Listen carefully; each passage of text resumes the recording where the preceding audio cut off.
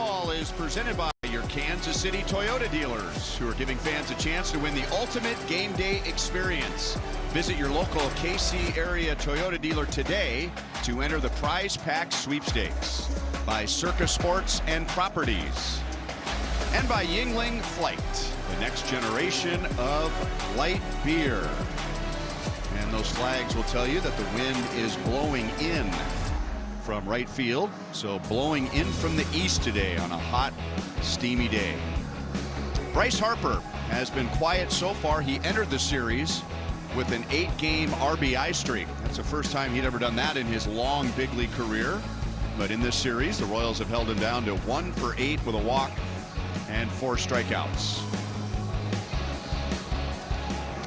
Going up against Noah Cameron, who is happy to begin a new month today. Absolutely. You're going to have a roller coaster ride during the season and during your career. That's all part of this grand game. But if he can execute his pitches, and he believes he can, let's hope so, keep that ball down like he did a year ago, and keep the ball out of the middle of the plate, I like his chances. Eat up some innings. This game could go quickly, as the two lefties are really good. There's his arsenal. 6 pitches. Okay, 217 changeup, same way as his opponent Sanchez. Both pitches for both lefties are money, and especially against righties. They use those all the time against right-handed pitchers.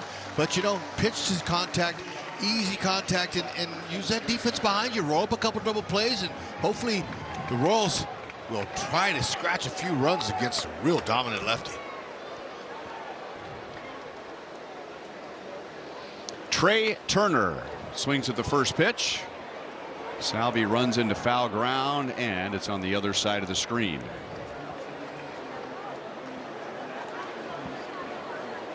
On defense behind Cameron is Starling Marte, his second start in left field. He loves playing, not just hitting. But man, I'll tell you, Tyler Tolbert, he's getting his 5th start at short. Lofton 17th. And Josh Rojas is playing third base. And Luke Maile, first start in a while. That's not going to get caught. And Turner has excellent speed, but whether he had decided right away that that was no more than a double after he hit first base, he started to slow down, and he'll be at second base with a game-opening double. Well, really, I mean, a lot of these guys are playing with pains that we don't know anything about, every one of them. So who knows? He could have some issues going on. He's happy to be in scoring position, but there was no chance anybody was going to catch that. You're going to have to keep the ball down, just like we talked about in the open. You got to be able to hit your spots like you did a year ago against this team. Can't give them anything up there because this is a power hitting team, and that's how they win their games. That's how they won. They won game 1 against the Royals. Fouled away by Kyle Schwarber. And that game they won against the Royals was Saturday night, 6-1, and they hit 3 home runs. Kyle Schwarber has been held to 3 singles in the first 2 games. He's driven in 55 this year and already has 30 home runs. Yeah. First in the major leagues in that category, 3rd in slugging percentage, 4th in OPS. That just sounds like a pretty typical Kyle Schwarber season. And then, of course, there's all the walks. Watch your lips.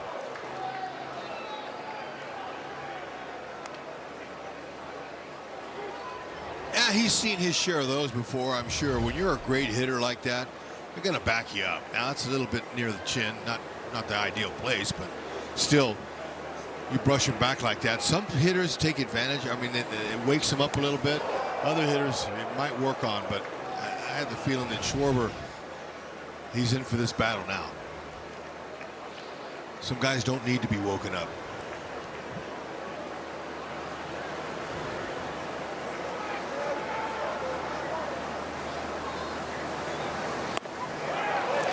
Fastball right by him. 2 balls, 2 strikes. In the game yesterday, Luinder Avila first pitch to Trey Turner was a good looking, well located fastball. His second pitch was at Trey Turner's head. So the Royals have spun a couple of Phillies around in the first inning the last 2 days. That curveball stayed high. 3 balls, 2 strikes. That's effective.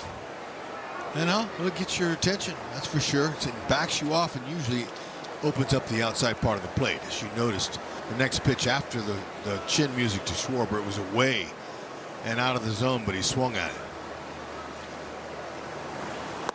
Got him with a 3-2 changeup.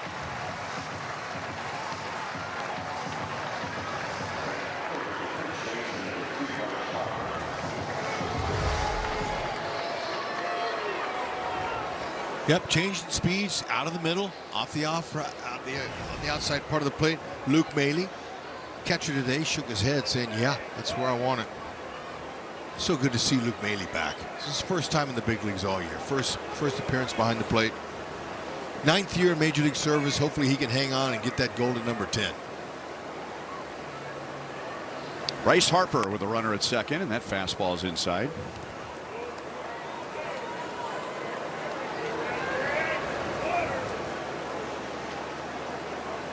Harper is 1 for 8 with a walk and an infield single so far. Curveball's in there. 1 ball, 1 strike.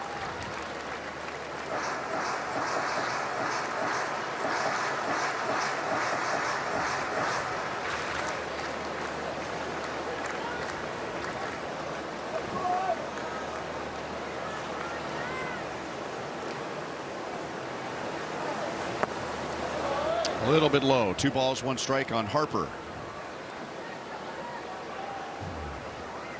He's done well this year, hitting with runners in scoring position with just 1 home run, which will tell you that he becomes more of a complete hitter in this situation. And the Phillies as a team have done well hitting with runners in scoring position. Sure have. That man right there has made a nice difference in him.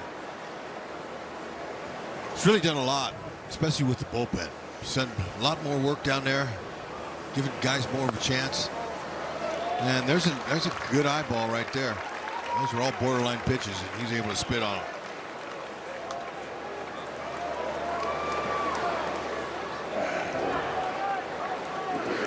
So 2 on, 1 out, and Alec Boehm is batting cleanup today.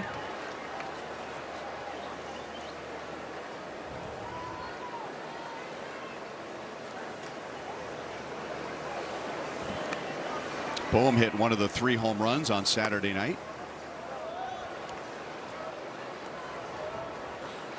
So Noah, over his last 4, allowed 18 runs in 18 innings for an even 9 ERA. Before that, he looked a lot like he did last season. 1 ball, 1 strike.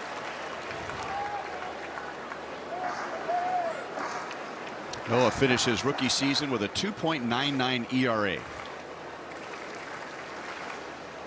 and was steady the entire year. He's pitching the Phillies as you should pitch a power hitting team, up and in, 2 balls and 1 strike.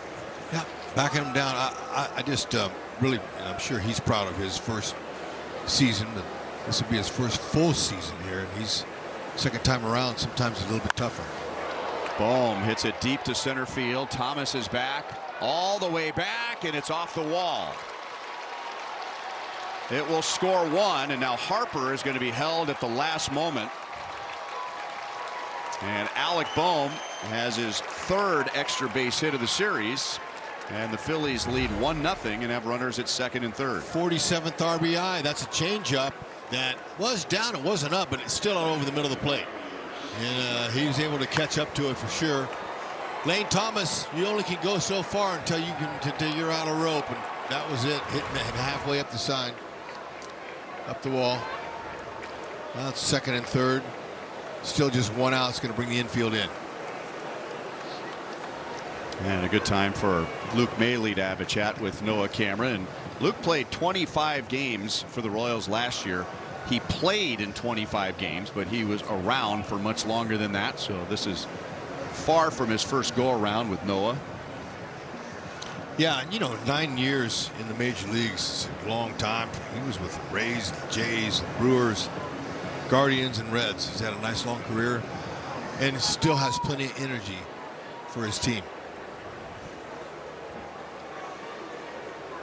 The infield is in for Brandon Marsh. Way outside, ball one, and Marsh is just 1 for 9 in the series.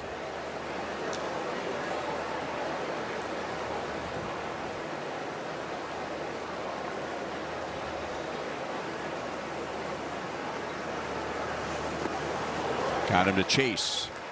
1 ball, 1 strike. This is a situation here where Marsh is hungry. He wants to knock in the runs. He sees them both out there. There's less than 2 outs. He wants to get a pitch up a little bit that he can handle, that he can drive to at least get the sacrifice fly in. So he's a little aggressive now. Take advantage of it. Keep it away from him. That's it.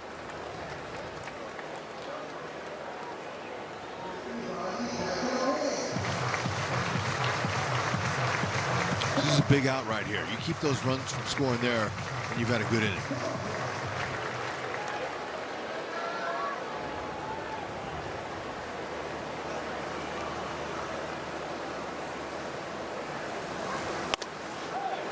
High and inside. 2-2.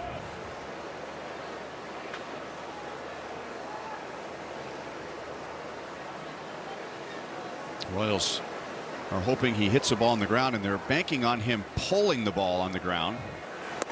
And he strikes him out with a fastball away.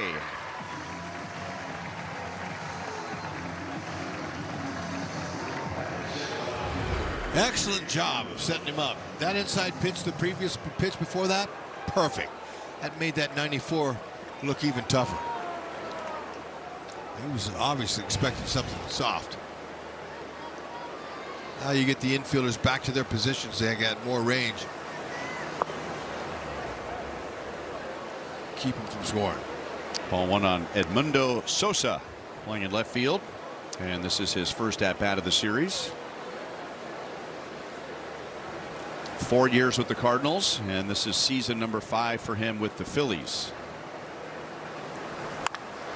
Way out in front. 1 ball, 1 strike. Cutter's inside. That's a good pitch for Cameron. That's what he likes. He likes to do that, set up the changeup away on righties. Hard cutters in. When Monty and I had an interview with him the other day, we talked about that, and he talked about facing me, and he'd throw me cutters in. And that's a good thing. You can get a jam shot, little easy ground ball with the cutter in on the hands of a righty. And the same with a changeup away. It won't likely break your bat, but you'll hit a ground ball. That's all he wants here. Get out of the inning. Which has become a long inning. This is his 26th pitch.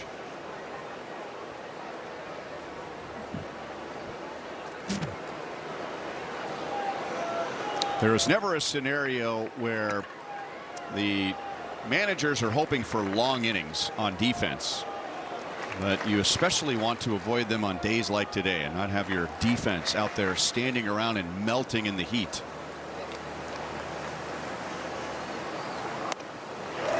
Cutter is in and off the plate. 2 balls, 2 strikes. Yeah, that's an effective pitch in there. It looks good to the righty.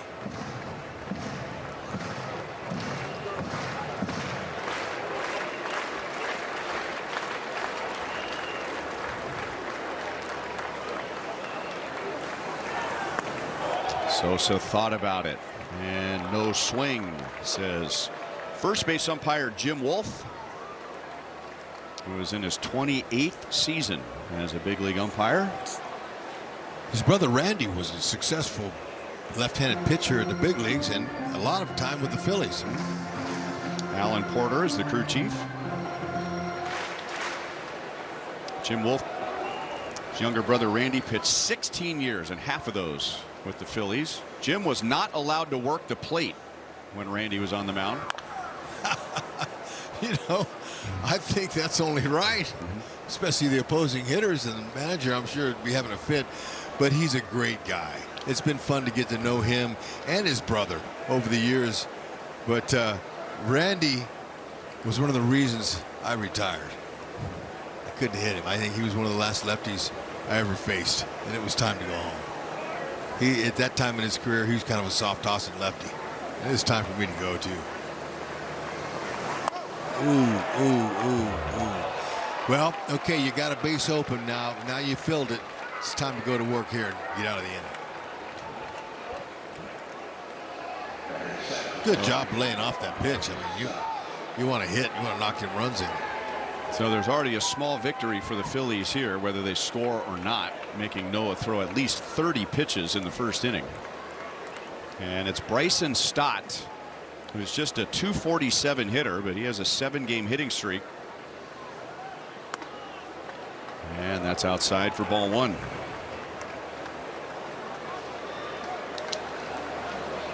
Is he a .247 hitter or is he a .415 hitter?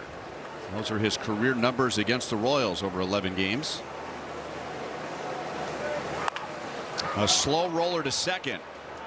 And Lofton throws in time. So it ends up being a 31 pitch inning, but a scoreless inning for Noah Cameron. For governor. 1-0 Phillies. And here's the Royals lineup against Christopher Sanchez. Bobby Witt Jr. is the designated hitter, so he gets half the day off on this steamy Monday afternoon. Starling Marte gets a start in the field at left, and Luke Maile along with Josh Rojas have the challenge today of trying to figure out left-hander Christopher Sanchez, who has made 18 starts and his ERA is exactly 2. Opponent average is .232. That's really kind of high, as good as this guy's been, man. He's tough. I'll tell you what, now we'll see on the right-hand side, it's against right-handed batters. It's mainly change-ups and sinkers. And then you go on the left-hand, lefties are getting sliders mainly. So, you know, but just he's tough, he's sharp, he's got a 3-pitch mix, but, you know, look for the heater. Look for something out over the plate and hope you're on time, because he is one of the best. He's got a lot of strikeouts, especially with that changeup. Got 136 strikeouts overall. 79 of them are from that changeup.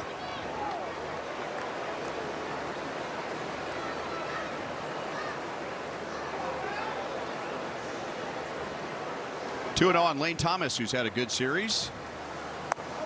Royals scored a couple of runs in the first inning yesterday, and Lane Thomas was in the middle of that. He has 2 doubles in the series, 3 runs scored, and an RBI. And he's 6 for 12 with 2 doubles off of this pitcher, Sanchez. That's a cool 500 average. He's still hitting 500.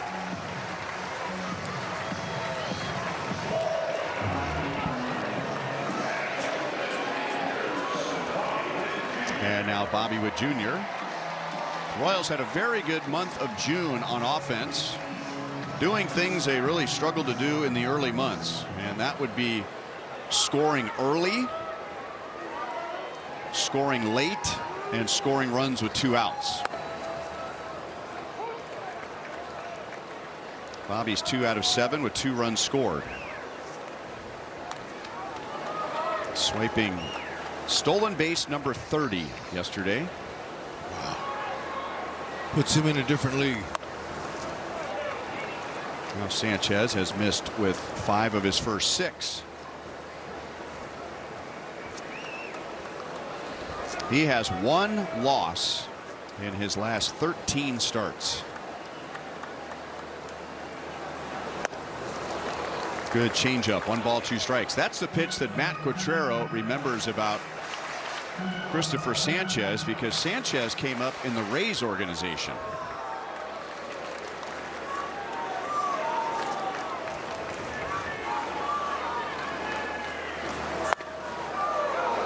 Two balls, 2 strikes.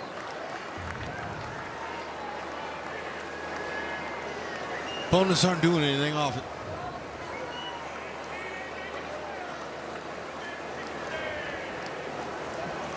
Same arm speed as his fastball. That's what makes it so difficult to pick up.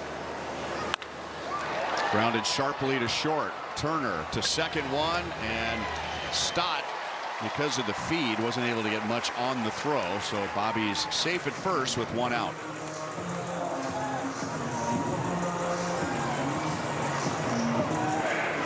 Gives him a chance to see if he can rip another base off. Hit hard. A little bit more to his right. He might have got that through. Turn him, making sure 1. Couldn't really get the handle, but that's all you needed. Stott didn't get his body turned around to give enough on the throw.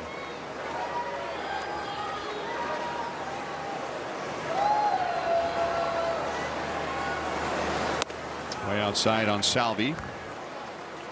Salvi gave the Royals some breathing room late in the game yesterday afternoon. The Royals had a 1-run advantage, and then Salvi had a 2-run double in the 8th inning. That was his only hit of the game.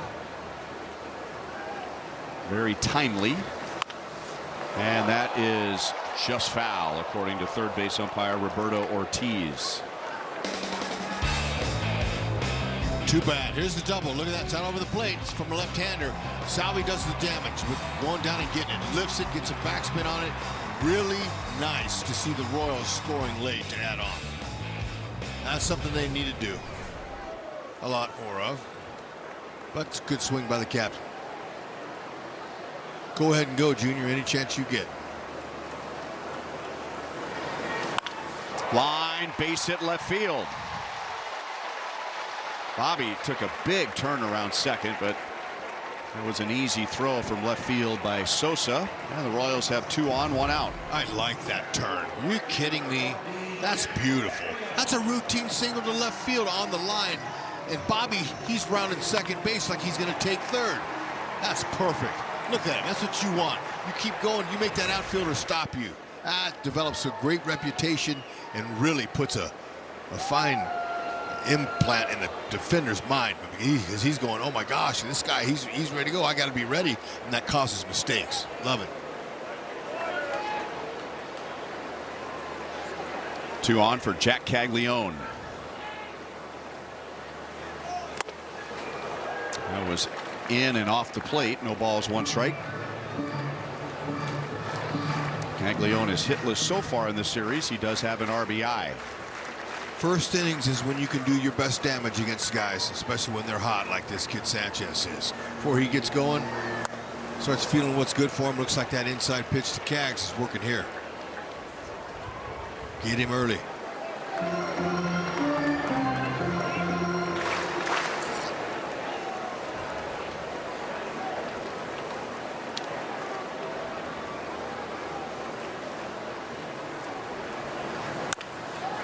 Out to Stott, out at second, and Turner's throw gets by Harper, and the Royals are going to tie the game.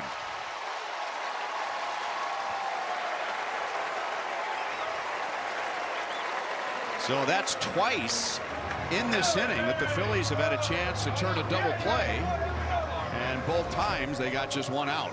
Yeah, and they'll take that run, that's for sure. Ties it up here. Tried to hurry, and he had more time, and he just held on to the ball too long. Pulled the throw, that's what they say. And a nice try by Harper. He just couldn't get to it. So no RBI.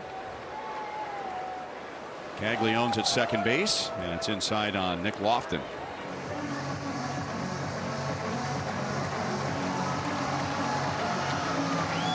You don't really notice the rhythm of a double play until it's off by just 1 tick. And especially at the big league level, when they turn a routine double play, they make it look so easy.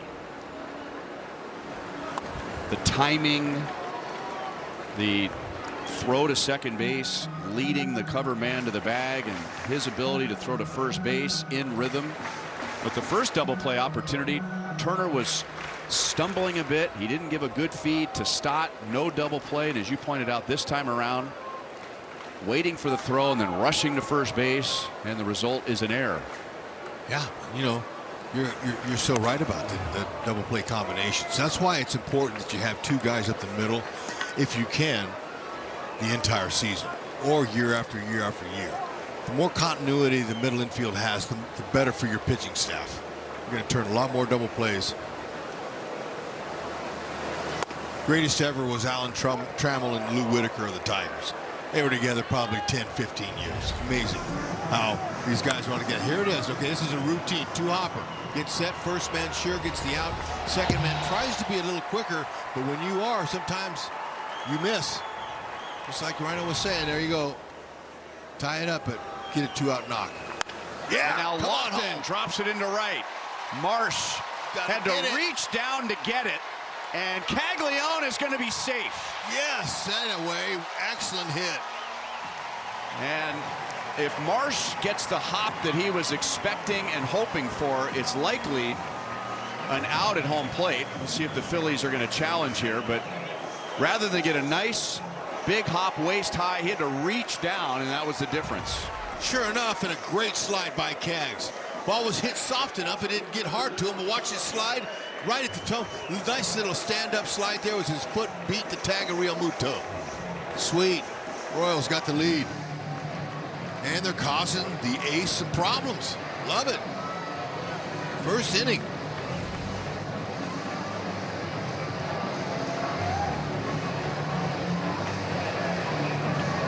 So we've seen a couple things happen in this game where just not getting the hop that the player's expecting, not getting the bounce they're expecting, a little stumble, fielding a ground ball at shortstop, taking away the opportunity of a double play. And the net difference at the moment is that the Royals have taken the lead. Yeah, and so that's one of the reasons it makes the grand game of baseball so special. You never know what's going to happen, where the ball's going to bounce, where the throw's going to be short. Really nice, Bill. Kaggs did a good job of cutting that bag off, hitting the inside part of the base. That's always makes it faster. And this young man has a nice future with the power, the speed combination, and it won't be long in Kaggs to start learning how to steal bases. That'll be a game changer for him. I mean, he's not going to be a 30 steal guy a year, but he'll turn into some. He can get 15 to 20. Let's hope. 1-0 on Marte, and now he lines it to left field. And here comes Lofton. Here comes Sosa's throw. It is late. Marte down to second, and the Royals have 3 in the bottom of the first inning.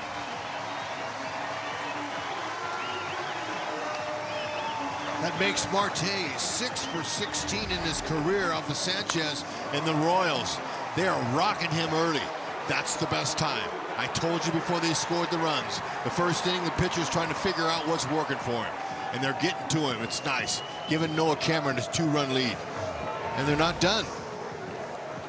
Tolbert trade places with Marte.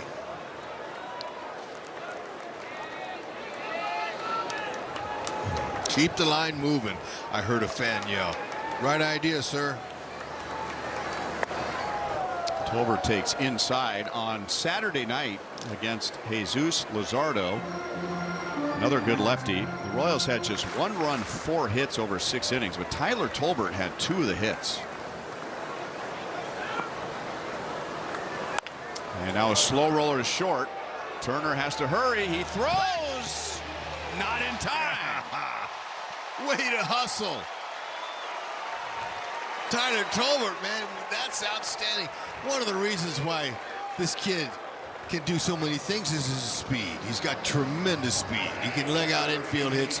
It shows on his defense. But this topper immediately knows he has a chance if he can get it. Shortstop, it's almost impossible to get a guy that can fly down the line like that from the right side. That's probably right at 4 seconds. He's good hustle. He earned that one. So the Royals extend the inning, and they will extend Sanchez's pitch count. He's about to throw his 25th pitch. And it's Luke Maile with his first at-bat of the season. Down and in, ball 1.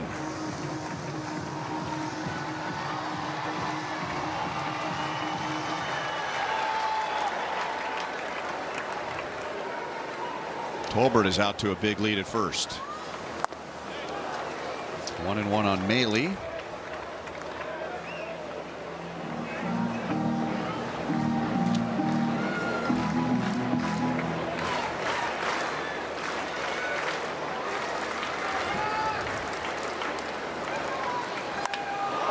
In the air, right center field. It will carry with the heat. Hill is at the wall. It's over. Hit the top of the wall and gone. Wow, I'll say it's carried. Luke Maile gets a call up, his first at bat in the big leagues at 26. He goes yay for a 3-runner. Way to capitalize on one of the best left-handers in the game.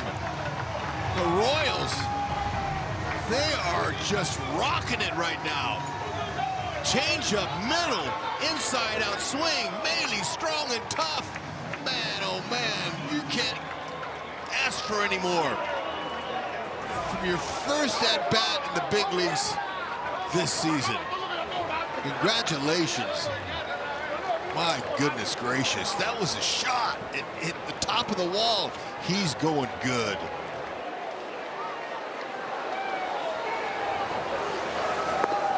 And now 0-1 on Rojas, and the Royals bat 9. And it's a combination of big hits and the Phillies' failure to turn a double play twice, and the Royals have made them pay for it. 0-2 on Rojas. This ties the most runs that Sanchez has allowed this year already in 2/3 of an inning. He gave up 6 runs to the Cubs back in April, but that was in 5 1/3 innings total. No swing. And now Sanchez will be throwing pitch number 31. So the Royals are about to give Noah Cameron a big lead in the 2nd inning and give him some rest after he had a long top of the 1st. There's a called 3rd strike. That's the inning.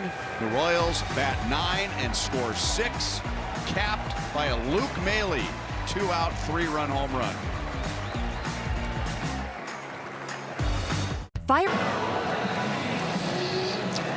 Perfect time for the Rally House Rally Cam as the Royals rallied for 6. That's the most runs allowed by Christopher Sanchez in an inning in his career.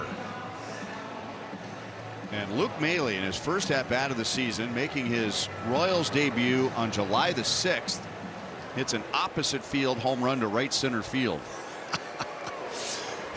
And the flags, they stopped blowing. The wind stopped blowing. And now, look at them, they're blowing in. Had they been blowing in, when he hit that, it wouldn't have been a homer. It would have knocked it off the wall. So great timing.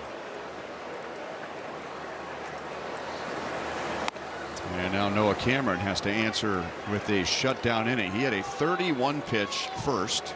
He allowed a run when the inning was over. I called it a scoreless inning because it felt like it, because the Phillies scored a run. They had 2nd and 3rd with 1 out. And eventually the bases loaded. But on his 31st pitch with the bases loaded, he got Stott to ground out. And that was a huge relief for him and the Royals. And then they make Sanchez throw 31 pitches, but they score 6 runs. 3-1 on Real Muto, followed by Derek Hill and Trey Turner.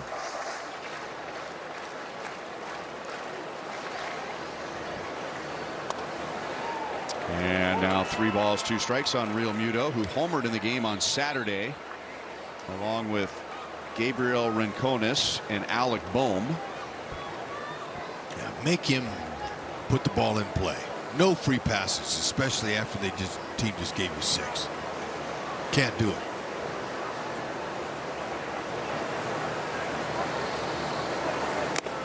Foul tip. And Noah comes all the way back from 3-0 for his 3rd strikeout. Nice. That's what you do. Don't you dare let them have any free bases, but that's a good 3-pitch mix there, coming right back. Staying on the corner. That one there, he just said, here, hit it if you can. When the Royals get 10 or more strikeouts, you get a free Frito-Lay snack the next day at Price Chopper. Derek Hill has already had a big game against the Royals this year, but that was when he was with the White Sox. One-time first-round pick of the Tigers, who has bounced around. 1 ball 1 strike. He had a home run in Chicago to break a tie late in the game, and then in the next half inning, Bobby Witt Jr. came up and was on his way to an extra base hit to get the 9th inning started with the Royals down by 1, and Hill made a diving play in right field for out number 1. 2 outs later, the White Sox won the game by 1.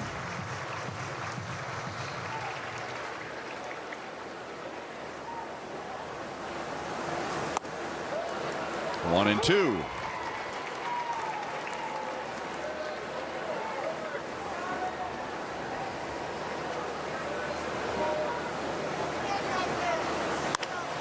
Line center field on a 1-2 pitch.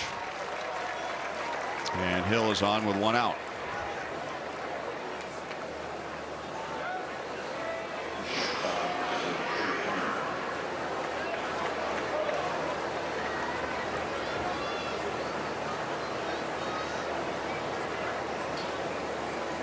And now the Phillies have some speed at first and some speed at the plate. Trey Turner doubled leading off the game and scored the Phillies run on Bohm's double. Hill appears to be shaken up over at first base. Yeah, you're wondering if he's dizzy or what.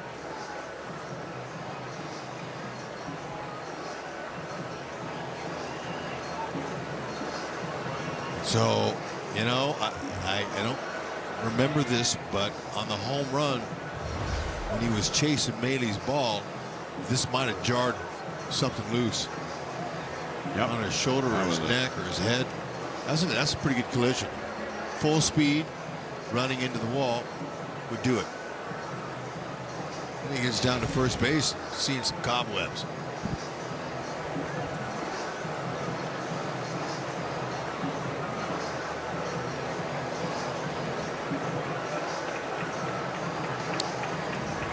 Okay, we'll show you real speed now. Yeah, that's quite a jolt. I would imagine that's part of the issue for sure. And at the end of the replay, you could see he didn't pop up right away at all. He was trying to pull it together right after the collision. Appreciate the effort, no question. But Walls are undefeated as far as I know when it comes to collisions. Except in Portland. That's right. Look at that big hole there. He hit it. Hill stops at second base. That's the only time, and it was recorded, so we have proof of that. Turner right here finding that hole. Yeah, that's 90 in. He knew what they were giving him. No stride, just a little bit of a take back. No stride and easy knock.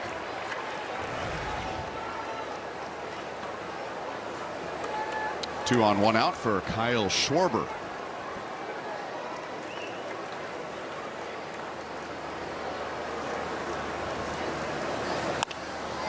What's amazing to me is Kyle Schwarber, the hitter that he is, power, gets on base with, he's got a great eye with walks, has only grounded into one double play this year.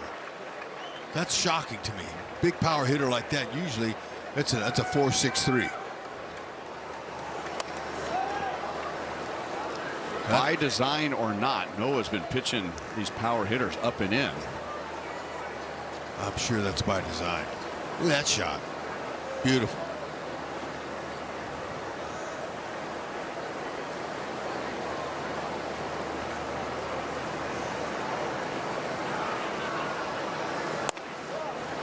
Good sequence there. Fastball up and in.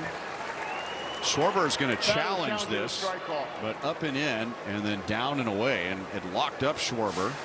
ABS is powered by T-Mobile, and Calls confirmed. Philadelphia has one challenge remaining. home plate umpire Alan Porter was right, and the Phillies lose a challenge, and Noah's ahead 1-2.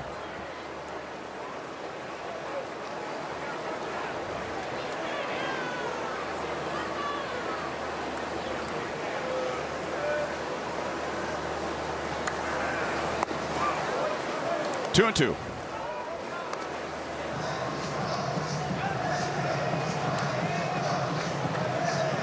The highest percentage of the 3 true outcomes. Plate appearances that end in a walk, a strikeout, or a home run, and Schwarber is the leader. There you go. And he will add to that, not in the way that he wanted. Noah has struck out 4, and he's gotten Schwarber twice. Definitely fooled him. It was a curveball up. He had a good hard level swing, but it fooled him. He was looking for something else. And especially when it comes out eye high. It tricked him. Any other time, early in the count, he might have hit that fountain.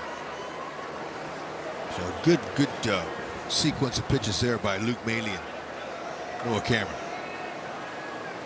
Bryce Harper with 2 on, 2 out. He walked his first time up. This will be pitch number 50 for Noah Cameron, and we're only in inning number 2.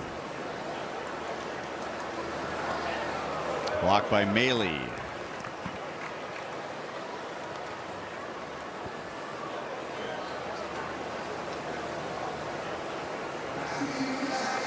So 50 pitches and 26 strikes. So he's pretty much down the middle with balls and strikes. He avoided a big inning in the first and allowed just 1, and the Phillies left the bases loaded. Noah's just 4 out of 12 so far with first pitch strikes. Harper takes a strike right on the edge. Yeah, even though that first pitch count, the first pitch strike rate is not where it wants to be, he's still being effective. He's staying in the counts. Keep the ball down and away. Good pitch there. Just missed.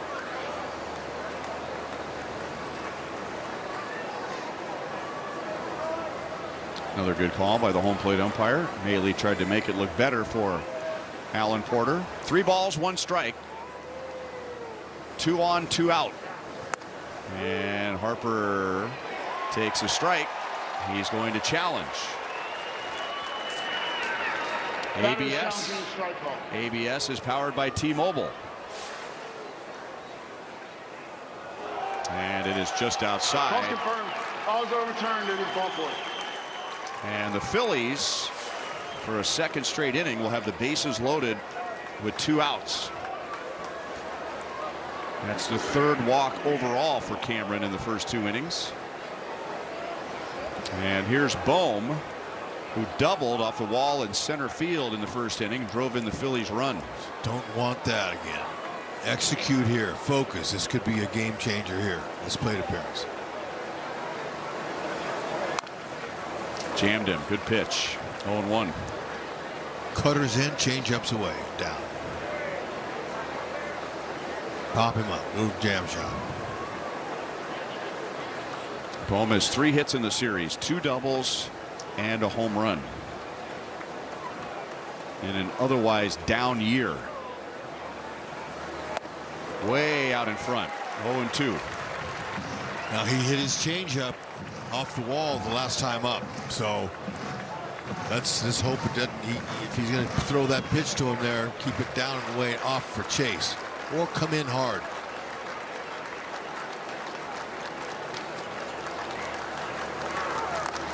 Just barely nicked it foul.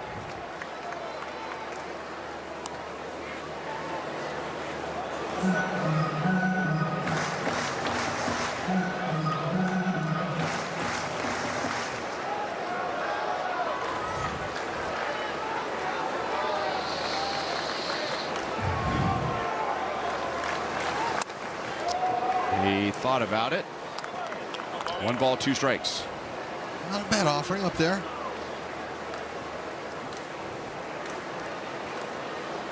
Got 2 strikes, you're ahead of him here. Doesn't have to be anything good. Make him hit on your terms. On the ground left side, Rojas short hops and throws. Money. And I mean it this time. It is a scoreless inning for Cameron.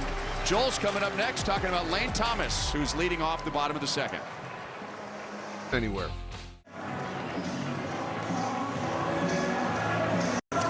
Joel Goldberg back at Kauffman Stadium. Christopher Sanchez, the Cy Young candidate, back to the hill to face the same guy he did to lead off the game, Lane Thomas.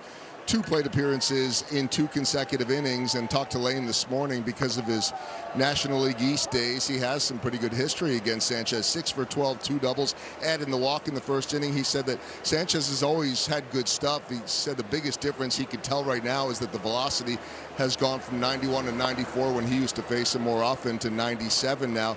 He said that velocity really makes it tough because of the rest of his arsenal. And I asked him about sharing some of those details with other teammates, and he said, of course, I'll pass that on to the other guys, especially the righties, but it's so hard nowadays. He said everybody has their different swings, but he said what helps him the most is this. He said, I've always seen his breaking ball well, so I try not to focus too much on that. Trust that I'm going to be able to get to everything away. He said more it's a matter of looking at the pitches that come closer to him, looking for that changeup that moves in, looking for that fastball that moves back in. Keep your focus there and see what happens, guys. Thanks, Joe. Nice breakdown. And that's a lot. And even though guys have different swings, it sure is nice to hear from a guy who's had success. Got him another hit there. And he adds to it. So he's 7 for 13 against Sanchez, and Thomas is on to lead off the inning. Two-seamer. Has some sink to it, but sunk right at the right time of contact. Beauty.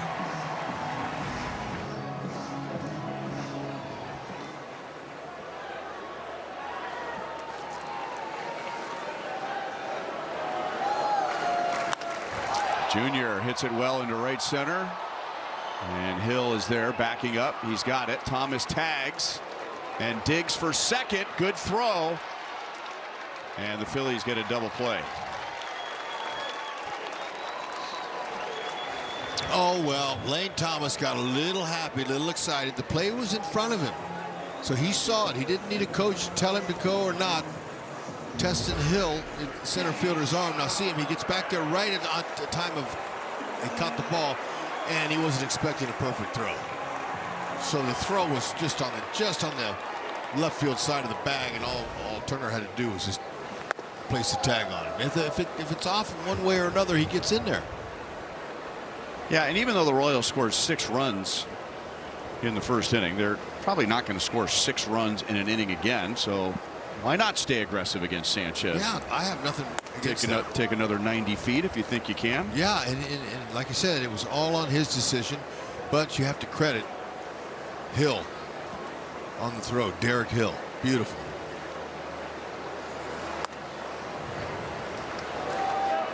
And he threw it all the way on the fly from right at the warning track.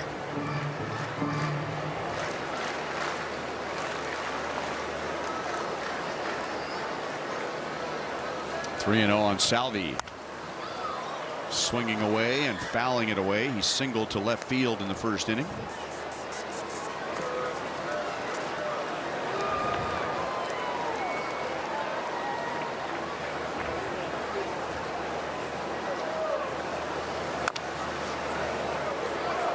Three and two.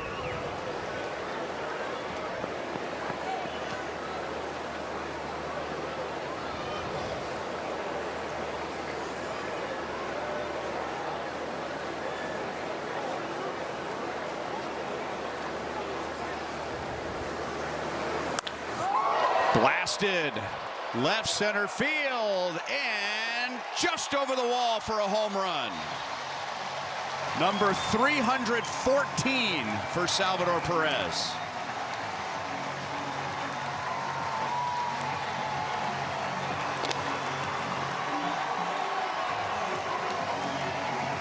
Captain looking good. Starting to heat up a little bit here. It'd be nice when they get on the road there. We get a hot captain. Good swing. Didn't even get all this pitch either. Looked like he hit it off the end of his bat. He's so strong as he loads those powerful hips up. Anything elevated, he has a chance to get his bat on a day like today where the ball's flying out. It worked.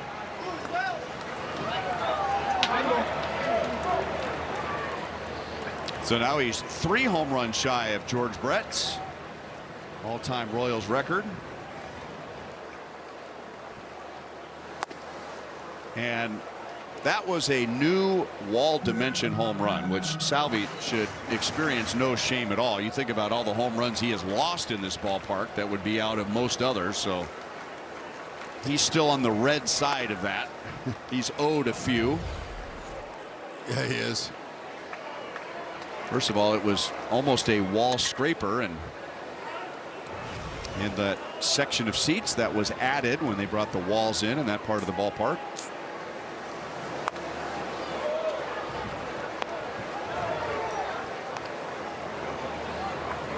Royals, they are giving Sanchez some work that I didn't think that I would see. You just never know from day to day. Paper, what's all happened before, sometimes looks great. I mean, this guy, he came off of 50 2/3 scoreless innings. It's never been done before. By a lefty. By a lefty. I mean, that's as top of the mountain as you can get. And here the Royals got 7 runs here in just the 3rd inning. Second. Oh, man, watch out. There are things flying all over the place. The ball ends up in Harper's glove, and Caglione is out, but the Royals add another run on Salvi's home run. It's 7-1 KC at the end of 2. Raise the bar with Flight by. If you want to make your Friday nights a blast, well, then come see a show on the field and then in the sky with fireworks presented by Price Chopper and Oreo. Get your tickets at royals.com/promotions. And the next Fireworks Friday here will be right after the All-Star break, a week from this upcoming Friday when the Royals host the San Diego Padres. Marsh hits it to left field. Marte is there. And Marsh is 0 for 2. And Noah Cameron would like a scoreless inning, pitching with a 6-run lead and a fast inning. Phillies have scored 1 run, 4 hits. They have left the bases loaded in the 1st and 2nd inning, so they only have 1 run, but they have forced him to throw a lot of pitches. Sure enough, they're just missing that 1 hit. Give the credit to Cameron. Not allowing it. Strike on Sosa. Phillies so far 1 for 6 with a runner in scoring position. That is foul off to the third base side. 0-2.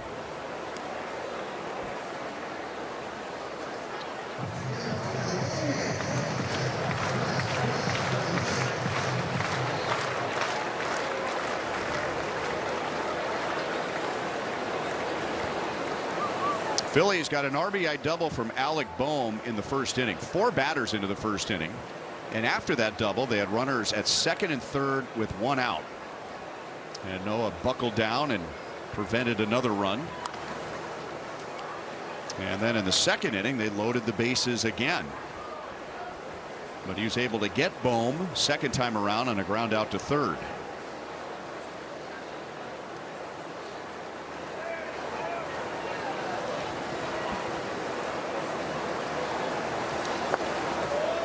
Changeup is down and in. 1 ball, 2 strikes on Sosa.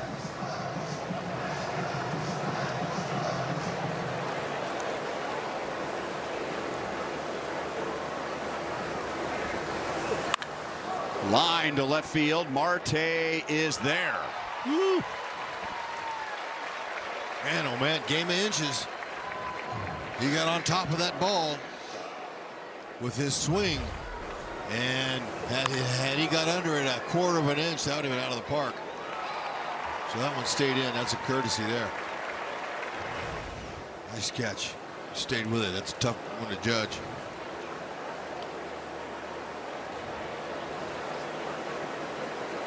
Bryson Stott. He grounded out to Lofton at 2nd base with the bases loaded in the 1st inning. And with that ground ball, that was Noah's 31st pitch of the inning. And now a bouncer off the plate. Noah wants it. He throws, and it is late. Rojas was charging in from 3rd. I don't know if that's an easier play for him or not, but Stott is on with 2 outs and has an 8-game hitting streak. It is much easier play, but Rojas has got to call him off if he wants it. That's an easy call off. Your momentum's taking you towards your throwing target, and he might have thrown him out. But it's a heck of a play there by Cameron, whose momentum is not going towards first. He has to plant off balance and throw.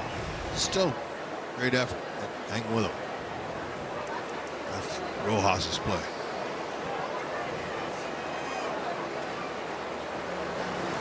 And now Real Muto takes inside. It is called a strike. And it's not going to be challenged. The Phillies have already used one ABS challenge. Real Muto was ahead in the count 3-0 leading off the second inning, and Noah came back and struck him out.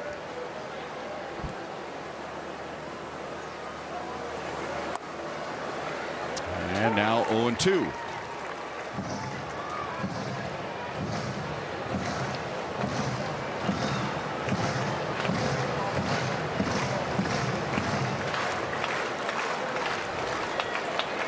Choking way up on the bat.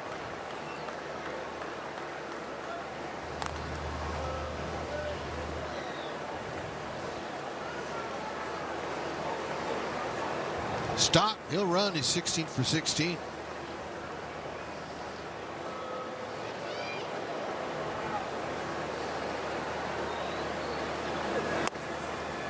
One and two on Real Muto.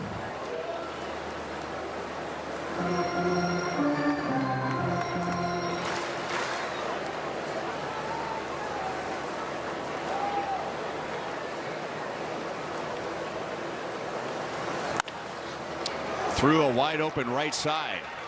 Stott makes the turn. He will not run on Jack Caglione. That's an easy flip with his arm to third base from there. And the Phillies have a couple of 2-out hits. Yeah, that's where the defensive meeting reminded Stott as he hit the base. He goes, I remember our guy telling us don't run on the right fielder. Muto with a good opposite field hit.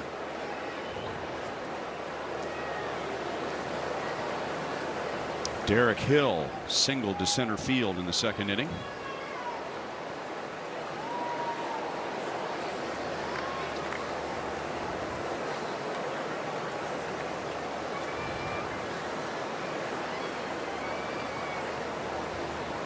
'72nd pitch coming. It's been quite a grind for Noah. Blocked by Maley.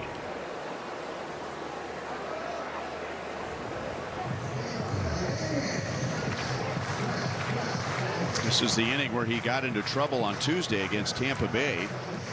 He started with a couple of scoreless innings against the Rays, and then the Rays scored 6 runs in the third.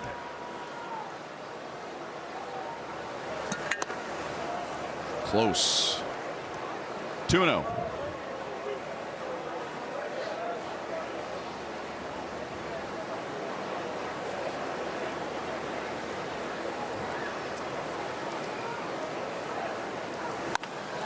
Sliced up the line. Caglione is on the run. He is there. And the Phillies strand 2 more. That's 8 over 3 innings, with the Royals leading 7-1.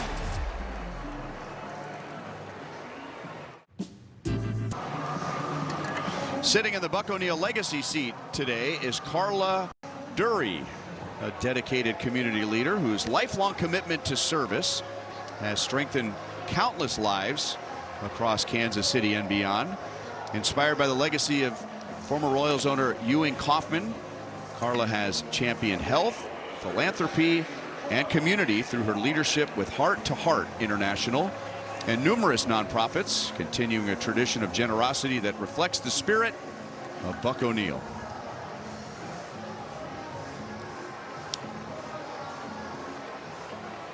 Nick Lofton, Starling Marte, and Tyler Tolbert with Christopher Sanchez in search of his first scoreless inning. The Royals scored 6 in the first inning against Sanchez. That tied a season high for him. He gave up 6 runs to the Cubs in April, but that was over 5 in a third innings. The Royals scored 6 with their first 2 outs in the first inning. 1 and 2 on Lofton, and then the Royals added another run in the second.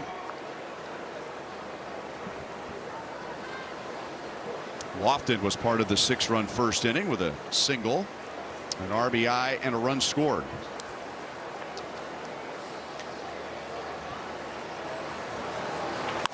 Up the middle, and it almost took off Sanchez's cap. And Lofton is on to begin the bottom of the third inning. Heck yeah, right back up the middle. That's a knock. That's second one for Lofton today. Oh, a great pitcher.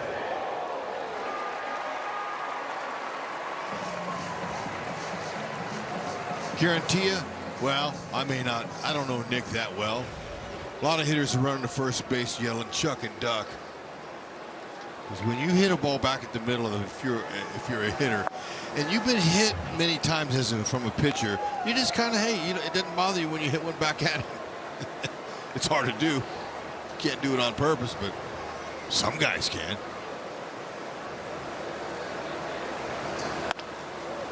Marte is out in front. He drove in a run and scored a run in the big first inning.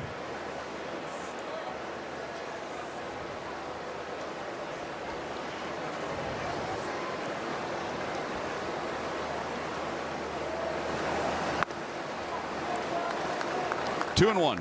The Royals scored 4 of the 6 runs in the first inning, and another run in the second inning with 2 outs.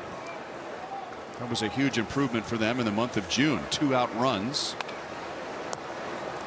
And interesting that they've had the production that they've had in the month of June with so many of their big bats out of the lineup. Indeed.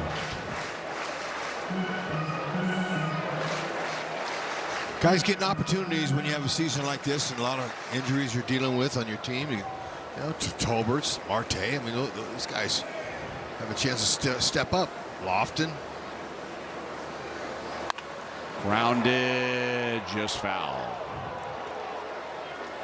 This is not the first time the Royals have done well against Sanchez. Before he was an all-star, the Royals faced him back in 2023, and look at that, they scored 6 runs in 5 innings. So now the Royals, over 7 innings against Sanchez, have scored 13 runs.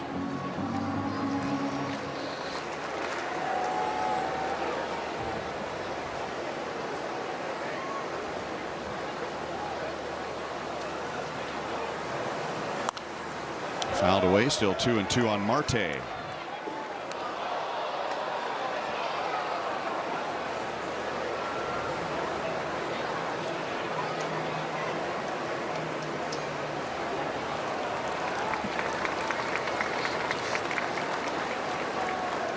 Lofton goes on first movement. That's grounded to third, and Bohm's first thought was to go to second, but there was no play there.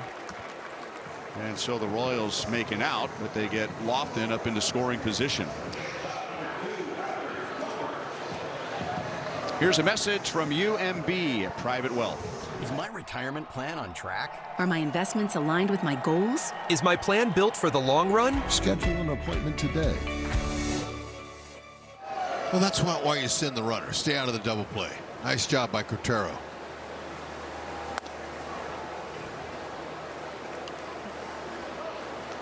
Got him in scoring position. Tolbert, keep it up. Get that second RBI. Or maybe 3, get a hold of one.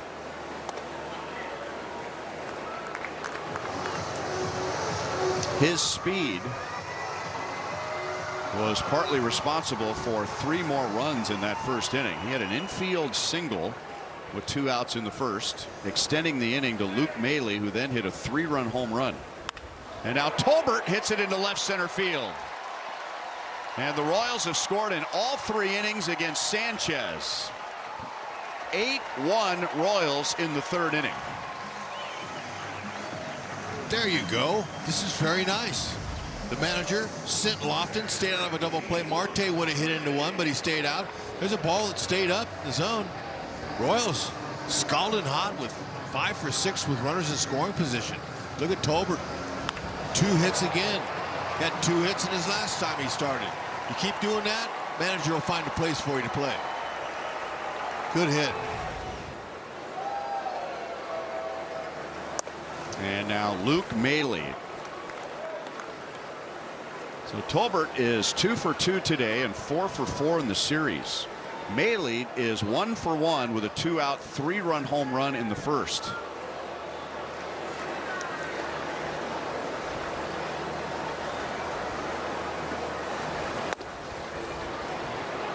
0-2.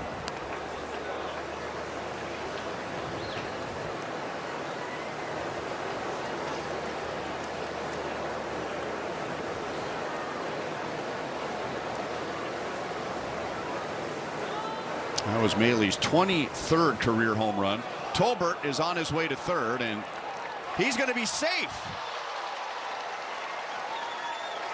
Bohm looks into the Phillies dugout, and it wasn't a confident look. They are going to challenge, but it's almost like a look of desperation, like, man, somebody bail me out, because that should have been a very easy out. Philadelphia is challenging the safety. Sure enough, sometimes though, as a runner is coming, you put that glove down there and he switches arms on you. Was the tag ever made? That's a tough angle. Can't see that there. Maybe this one we can see a little better. I don't know, that left hand was on there, but when he made the tag.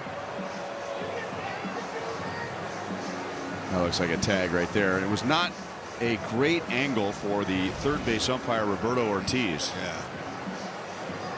Look at that. That's pretty good. Heads up by Sanchez. Tolbert has seen the replay, and he's starting to make his way back to the first base dugout. And Vance Wilson says, hang on a second. Out of respect to the umpires, you want to do that.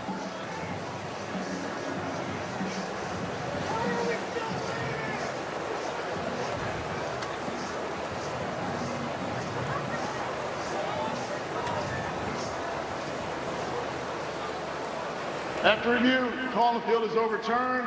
Runner is out. Philadelphia will retain their challenge.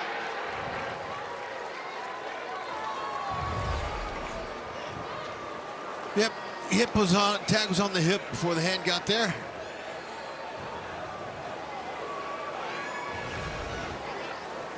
So caught stealing, 1-5, and now 2 down. And Maley hits it in the air to right field. And Marsh is there. But the Royals add another run against Sanchez. They have 8 in the first 3 innings.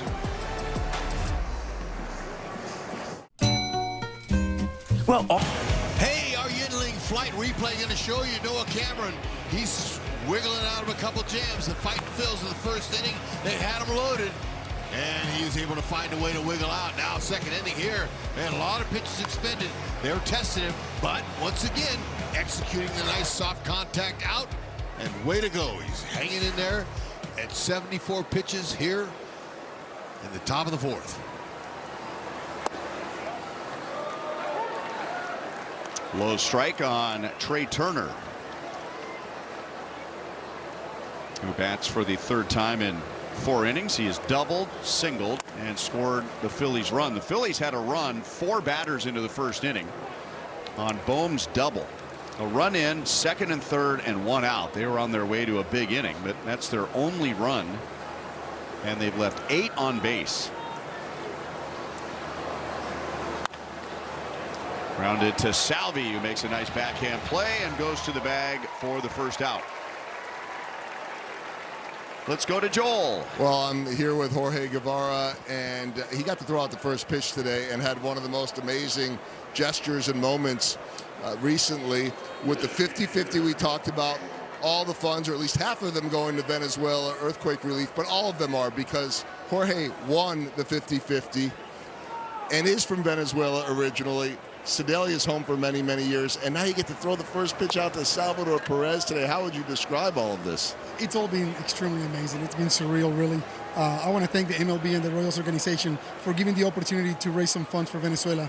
I mean, what's happened there has been absolutely terrible. And to be here and meet up with Salvador Perez and, Michael Garcia and those players, from hometown, from Venezuela, and share that experience with them, it really has been amazing. I've been following Salvi since 2011. What a legend. Well, I mean, for a guy that grew up in Venezuela, found his way to Sedalia, Missouri. If I read correctly, you were a Cardinal fan at first. Understand, we'll forgive you for that. And then became a Royals fan. I'm assuming in part because of guys like Salvador Perez, too. Tell me about that, being able to throw a first pitch out to a legend like that and to be able to make an impact in your home country. It was incredible, yeah. So when I first came to the U.S. in 2002, I liked the Cardinals, right? San Luis Cardinals, I just, related with them. Once I got to Sedalia, and the relationship with Kansas City. We got to come here a lot and go to a lot of games. In 2011, when Salvador Perez got called up and he made his big debut, his personality, his gesture, his demeanor, it just says Venezuela all over, right? We joke a lot, we're friendly, we want to be hospitality, and that's him, right? So when I walked up to the mound, he said, hey, make sure you throw me a fastball. I said, I don't think I can, man, I'm shaking. It's nerve-wracking, right? So look, nobody gets this kind of moment, and then to have this story, and I know I read in the articles and saw some of the interviews that you never expect. Well, nobody expects to win a 50-50, but for it to be this personal, and I understand now that you're trying to do more with it. I mean, you've already helped raise a ton of money.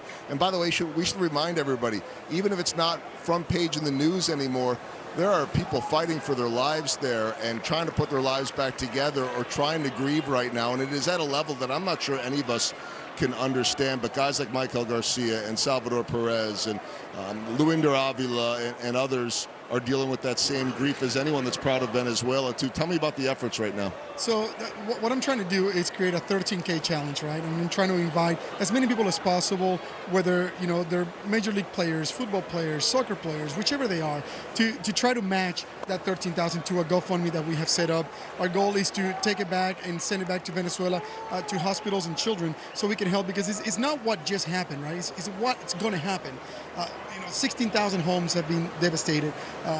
We got people in the streets without a home. We got children living in the streets, just trying to maintain just a basic sense of lifestyle. It's going to be tough. So what's coming up next, it's what's scary.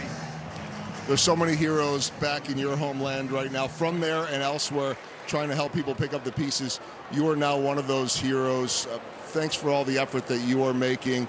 And your daughter, I think, here is sitting here with soon-to-be melting chocolate-covered strawberries, and I don't want that to happen, so I'm going to let her get back to eating it.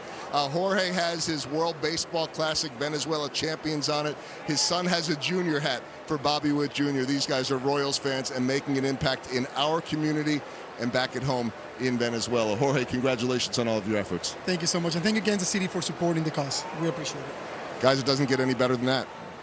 Thank you, Goldie. That's the greatest story today, and possibly of the year.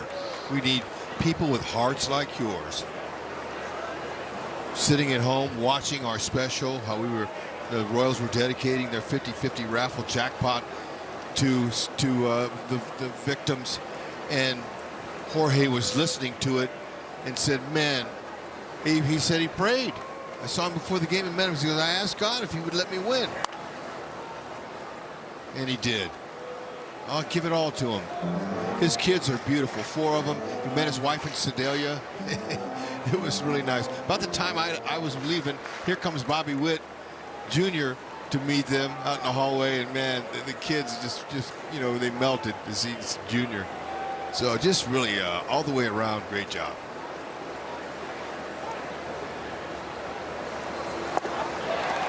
Noah strikes out Bryce Harper. And there are 2 away in the 4th inning. Well, as a parent, not only was I thinking about what Jorge had to say and the example that he was setting for his kids as far as big picture and generosity, but I was keyed in on his daughter, who was just standing there holding her chocolate-covered strawberries on a stick out there, like she was waiting until Dad was done talking so she could finish her dessert, kind of like you wait till everyone's seated at the table before you start eating. That's right. So he is a man of honor, and he has respectful children. Good for him. Noah has a scoreless top of the 4th inning. Ticket. Nebraska Day is back at the K. Join us Saturday, July 18th, when the Royals host the Padres. Take home an exclusive co-branded Royals and Nebraska tumbler with the purchase of a theme ticket. Purchase your theme ticket today at royals.com/Huskers. Come on out, Darren Erstad, Alex Gordon, my 2 favorite Cornhusker baseball players. We'd love to see you.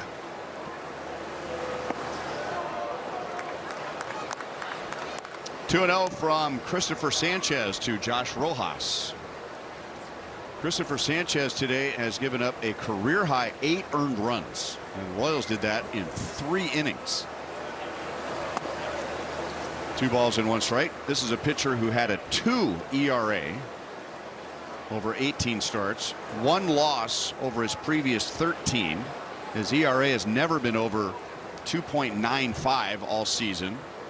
And then there was that 50 2/3 consecutive scoreless inning streak, which is the longest in the major leagues by a left-hander and the 5th longest total in major league history. And the Royals have just piled up the runs. 6 in the first, 1 in the second, 1 in the third. 6-1-1. There are his major league ranks.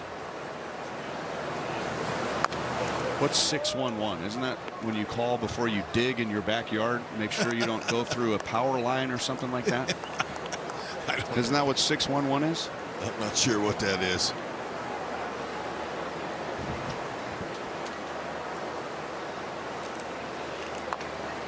Fouled away. Sanchez will have another start before the All-Star break, but he was a front runner to be the starter, and he probably will be and should be, being that the All-Star game is in Philadelphia, but it's down to him and Blue Springs' Jake Mizorowski, or Grain Valley's Jake Mizorowski. They're both claiming him right now, as they should be.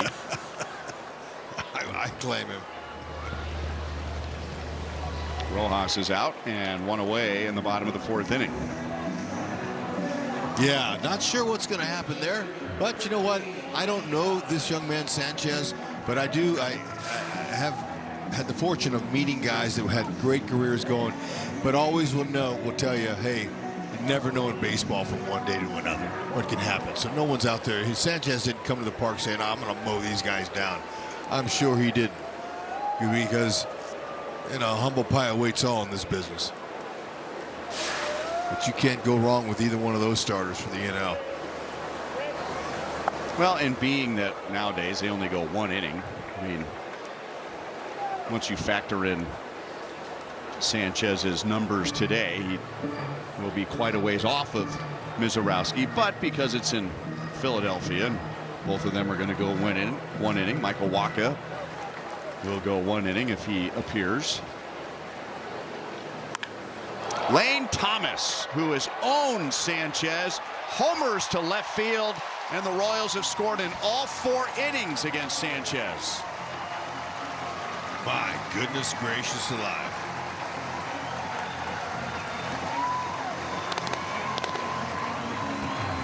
Woo-wee, that's a home run to his list now. He'd never taken him deep, had a couple doubles.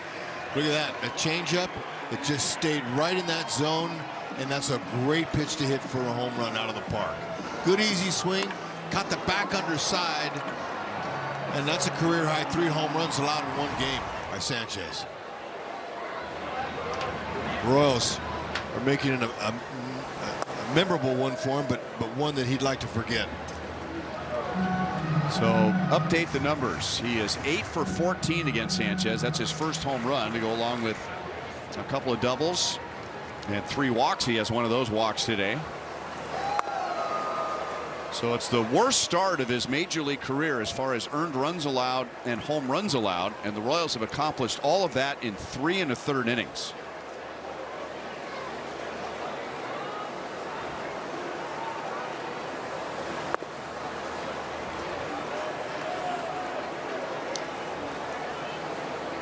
Bobby reached on a fielder's choice in the first inning and scored on a throwing error by Turner.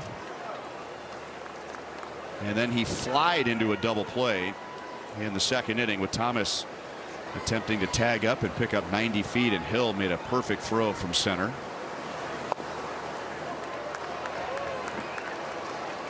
Two and two.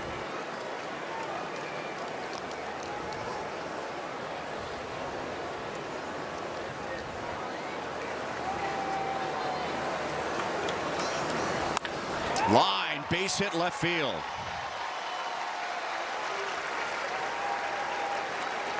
That is 11 hits for the Royals in 3 1/3. 108, he raked it. That's right. R-A-K-E, raked. Good stroke down to the bottom, great head position. Man, that feels good.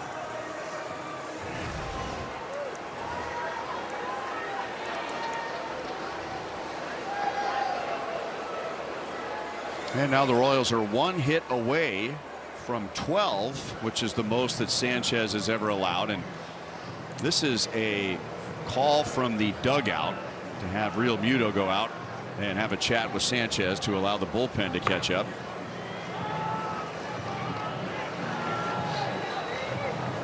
Yeah, Mattingly's not going to let him stay out there much longer. He wants him to get his work in.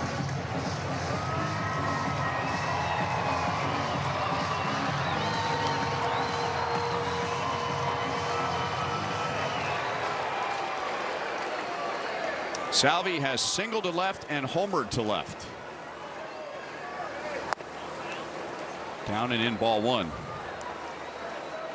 You still go back to the first inning when the Royals scored 6, and it was not a 3-out inning for Sanchez. He basically had to get 5 outs in that inning because his defense didn't turn a couple of double plays. The Royals clearly made the most of it and had some big hits.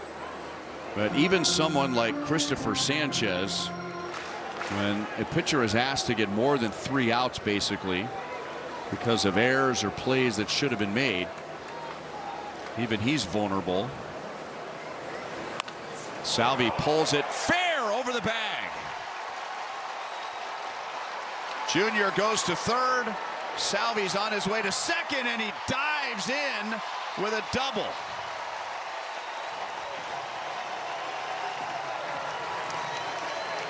The Royals just keep on raking.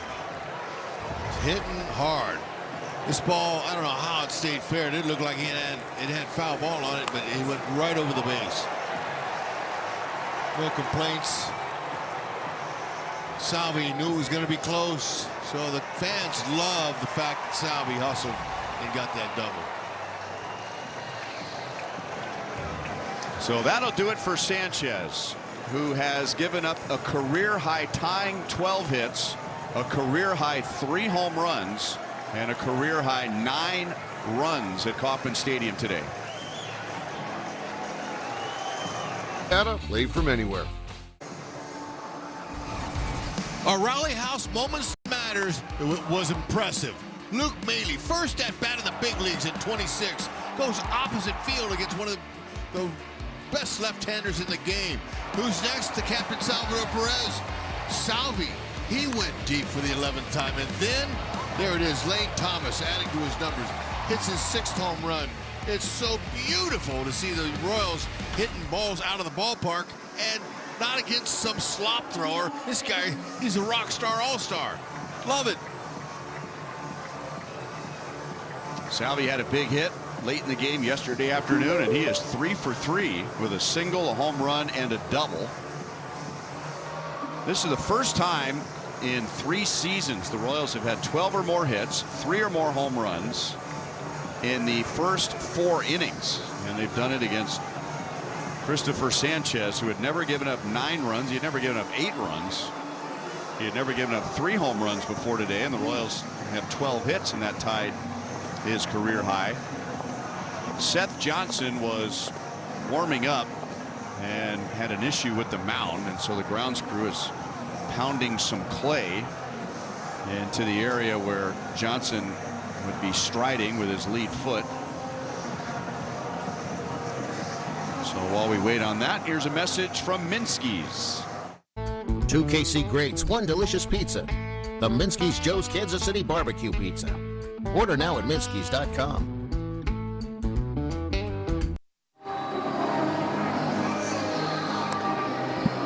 So here is Seth Johnson. Still having some issues. Are you talking about his numbers or the mound? Both. Because at a 7 ERA, that's a little bit too much for him, I'm sure. Anybody else? Now, he's got a pretty good average against right-handed batters. 182, but let's see if that landing is going to be any better for him this time. Thank you. And grounds crew is happy to help out, and it doesn't hurt when the pitcher appreciates their hard work. Absolutely. Seth Johnson was a first-round pick of the Rays back in 2019, and he's bounced around a lot. Traded to Baltimore, traded to Philadelphia in 2024. He made his big league debut that year. And with big numbers, he's here to get the Phillies out of the bottom of the 4th inning. The Royals have scored in all 4 innings against Sanchez, and Johnson inherits 2nd and 3rd and 1 out. And Jack Caglione, who was 0 for 2 against Sanchez with a run scored.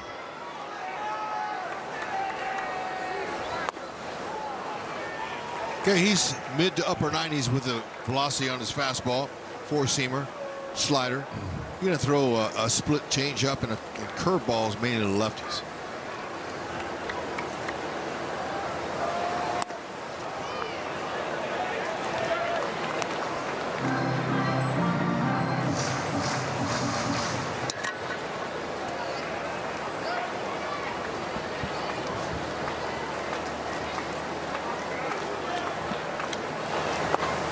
One and 2 on Caglione. The Royals are 5 for 6 today with a runner in scoring position.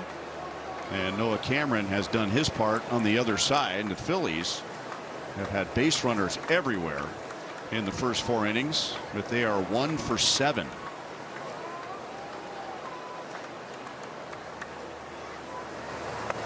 Check swing. No swing.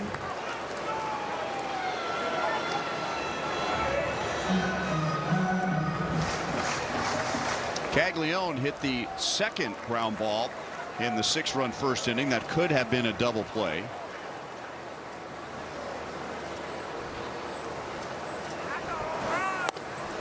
Got him with a fastball up and away at 98. And that's just the 2nd strikeout by a Royals batter in the first 4 innings today.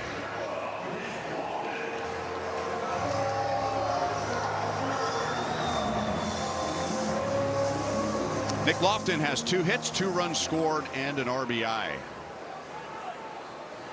Starting today for the 17th time in the last 19 games.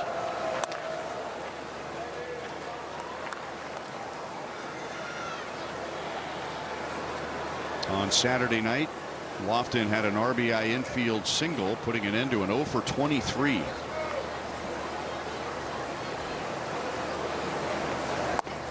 That's low, 2-0.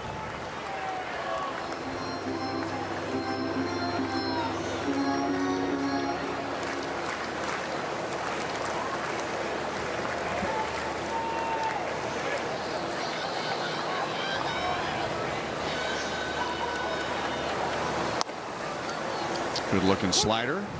2-1.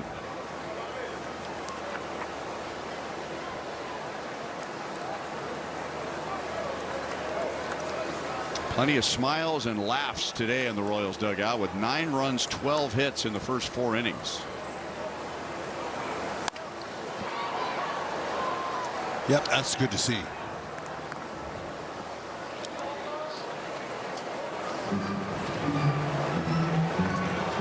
Hasn't been that kind of season for a lot of that.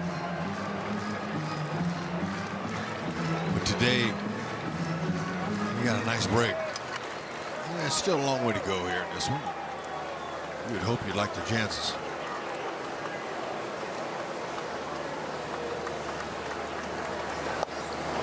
Three and 2.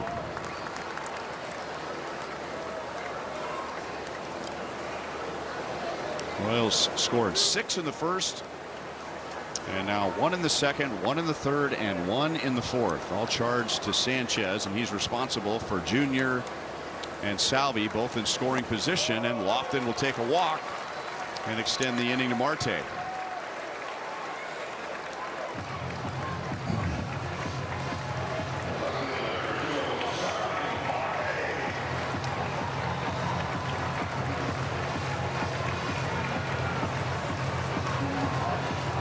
Caleb Copnam is the Phillies pitching coach.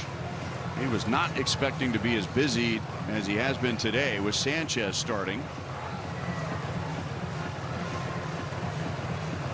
And they're going to talk about Starling Marte. Marte has an RBI today and a run scored. He's 1 for 2. Don't forget the Royals 50-50 raffle. Half of the proceeds go to the Kansas City Royals Foundation and their mission. Half goes to you. We have a winner during every single home game this year. You can play at Kauffman Stadium or play online at royals.com/5050. We start working on that jackpot right now, which is coming up on $8,900. Those are the ushers you look for at the ballpark if you want to play in person.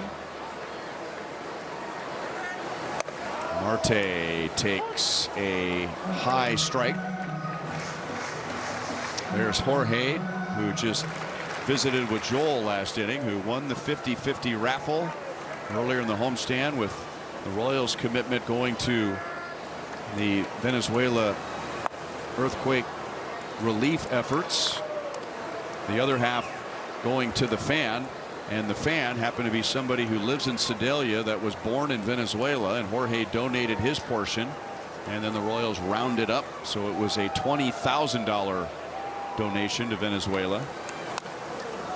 Still 0-2 on Marte. Very special. And it's great to meet him, and now he's a big-time fan also, and his kids are too, of the Royals.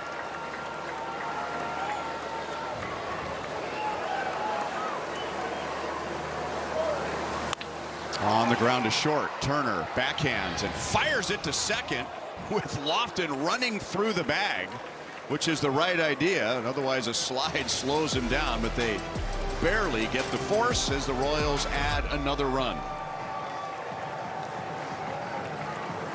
I'm a 200-year-old elm, and well, I might.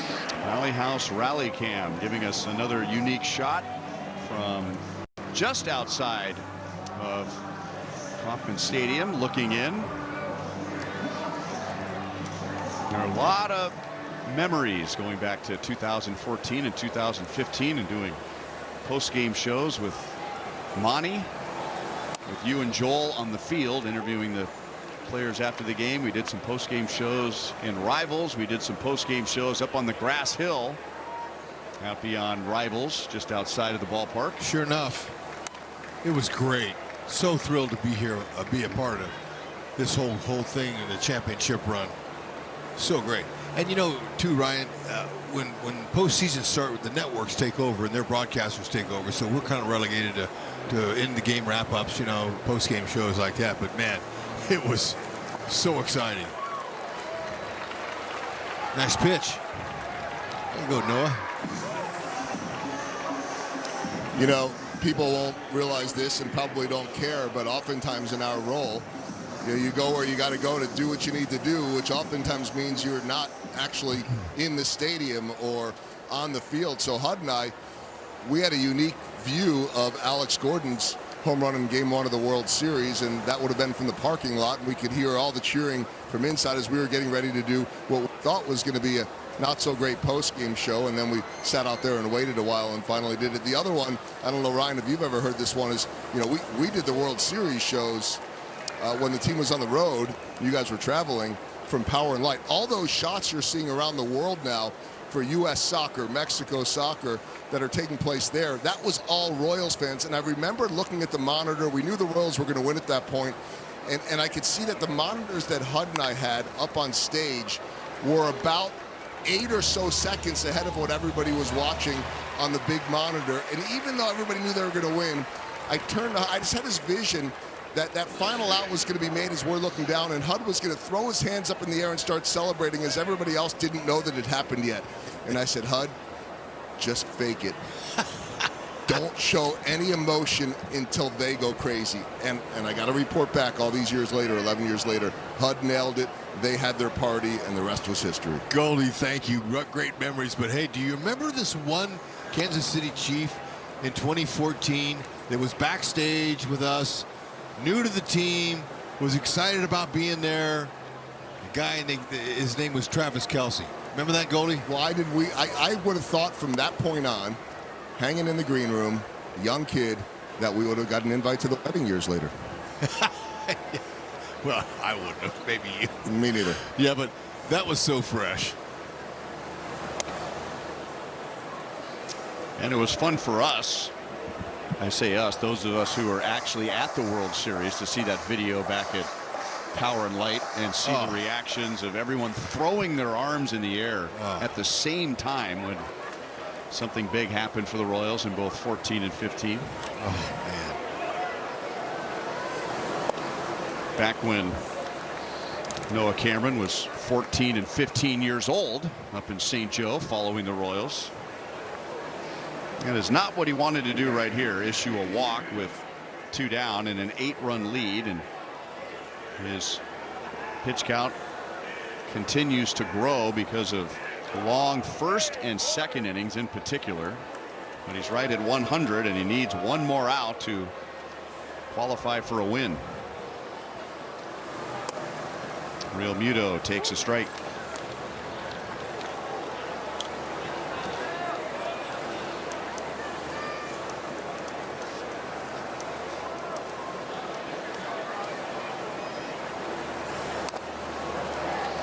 Fouled away by Real Muto. I have one memory of the ALCS involving rivals in 2014. It was the 4th and final game. See that staircase under the Rivals logo? The Royals were going to win the game, and so I left the radio booth early to go out to the set behind Rivals, and an usher allowed me to stand on those steps all by myself. And I got to watch the final out of the ALCS in 14 from there. I mean, we're always in the booth, which is great, but we don't get the opportunity to experience the energy from the fans. I remember I was standing right on that landing from the first set of stairs into the second set, and a few fans were walking by with a second take like, what's he doing out here? But it was so neat to just be out there and watch them react and hear the roar of a crowd from a different angle. And that was one of Denny Matthews' best calls from those 2 postseason victories. He figured the last out was coming, and he said before Greg Holland got a strikeout to end it, I am going to let the crowd let you know what happens right here. And all of a sudden it just roars without describing anything. And he said, and it's timely because Noah just got a strikeout. For the record, it was a strikeout.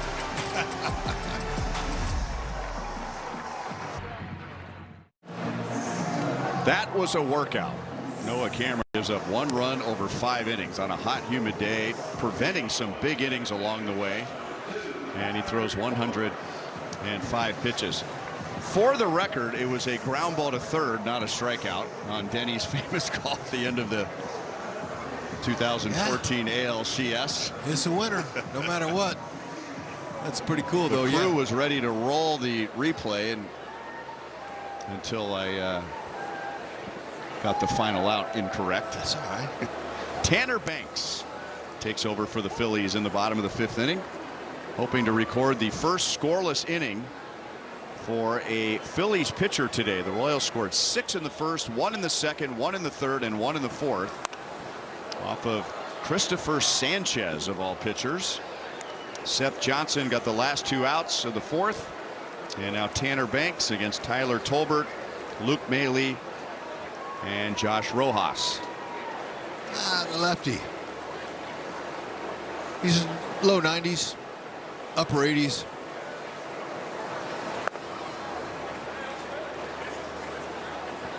Slider, sweeper, four-seamer, sinker, change. Tolbert looking for a perfect day. Already got 2 knocks.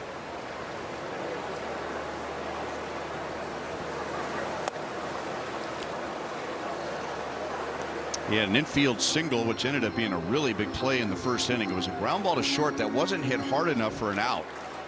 The Royals had scored 3 in the inning, and by reaching and extending the inning, Luke Maile came up and hit a 3-run home run.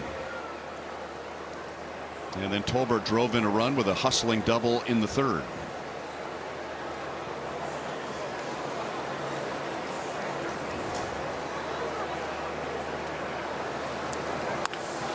And now he drives one to deep left field.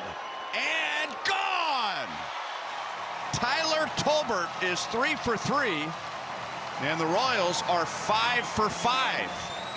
They have scored in all 5 innings and lead 10-1. Hey, hey, hey! Call the cops. Beautiful Tyler Tolbert. Man, oh man. So awesome. A single, a double, a homer. Heck, he's one hit, a triple away from the cycle now. Take that goose egg off the board, that home run department. Have a day.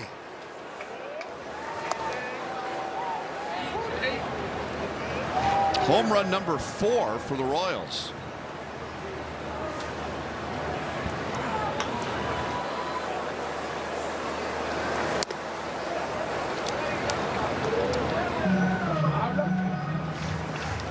Royals have 2 players, Salvi and Tolbert, who are a triple shy of hitting for the cycle. We're only in the 5th inning. Out to Turner, and Maley is out. He is 1 for 3 with a 3-run home run. Okay, look at the sweeper. Now it just has a little bit of a break to it, but right in elevation. And Tyler with a great swing, stayed underneath it, accelerated that spin on the ball, took off.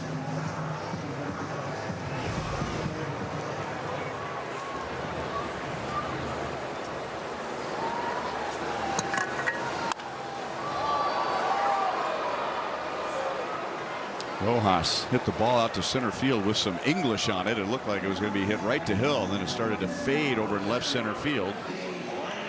And there are 2 down.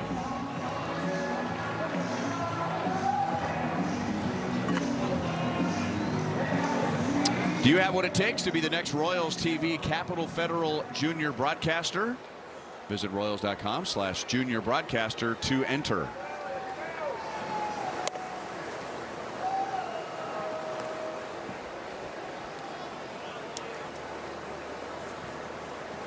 Lane Thomas has walked, singled, and homered. Last time the Royals scored runs in each of the first 5 innings was 2 seasons ago at Cincinnati.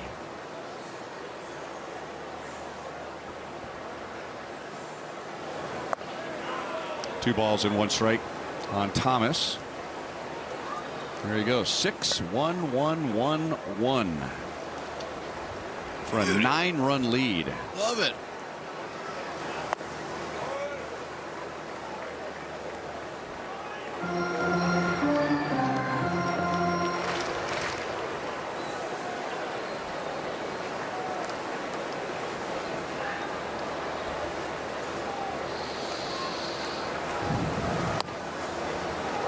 Three and 2 on Thomas.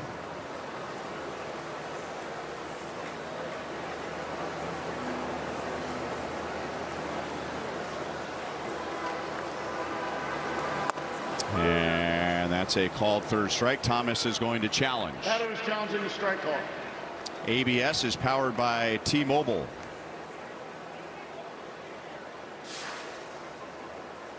And it was a strike. Call's confirmed. Kansas City has 1 challenge remaining. So the inning is over. The Royals have scored another run. Tyler Tolbert has his first home run of the year and his first big league 3-hit game.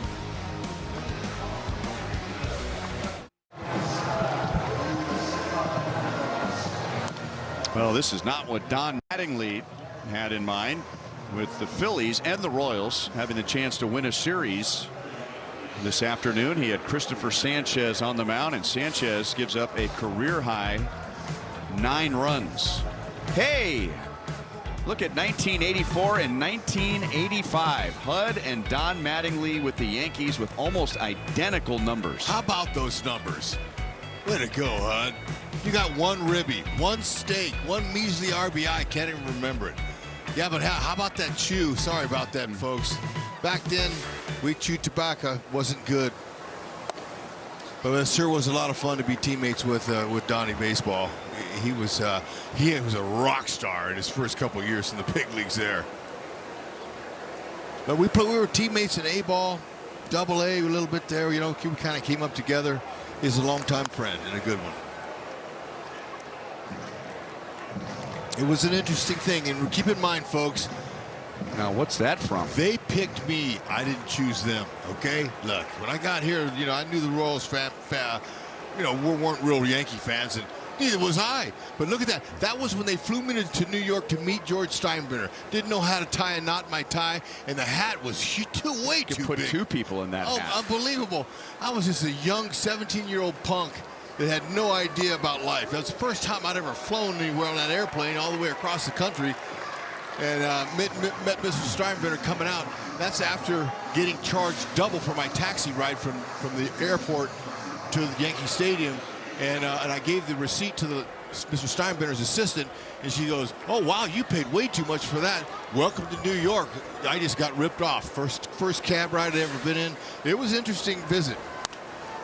Now, I've got a question about the first picture of you that we just showed on the screen. Yeah. Was that before you colored your face orange and started making chocolate for Willy Wonka in the offseason? Hey, look, I was a young big leaguer with no clue. And it was fun to be able to witness everything that went on there, though. One of them, one year, I believe it was in 84 or 85, was Dave Winfield and Don Mattingly went for the batting crown on the last day of the season. Their average was tied, and Donnie got 4 hits. Winnie got 3. It was a dramatic day at Yankee Stadium. They walked off holding hands in the air. I mean, it was pretty emotional. Really, really amazing. This is his 13th season as a big league manager after a 14-year playing career, all with the Yankees. He was an MVP. He won 9 Gold Gloves. He was an All-Star 6 times, but the only time he ever went to the postseason was at the very end, and it didn't last very long. I think some people held that against him when it came to Hall of Fame voting. But what part of what I just said doesn't have Hall of Fame? Got that right. On it. Who has a 15-year career with more walks than strikeouts? 1-2 on Schwarber.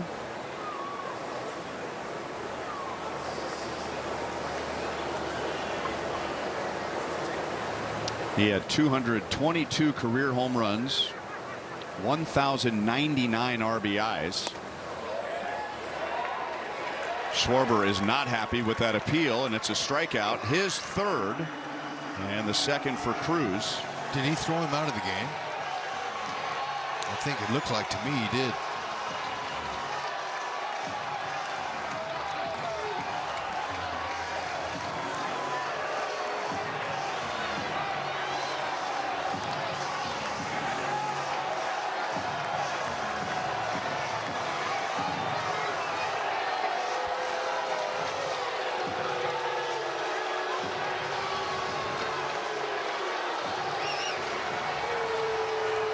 Schwarber, he's had a tough day. Struck out a couple times.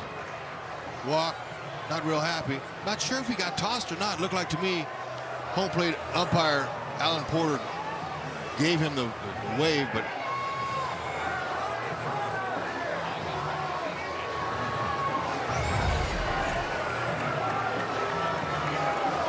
he's been pitched pretty good. Yeah, look at him. He's like, and then I'm sure that there was a magic word in there somewhere. Or the gesture.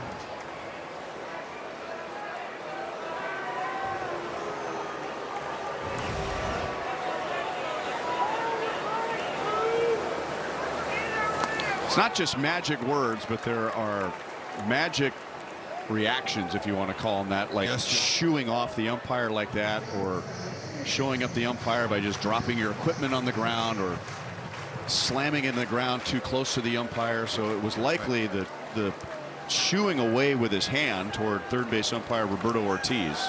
Yep, you're right. A gesture will make it get you tossed anytime.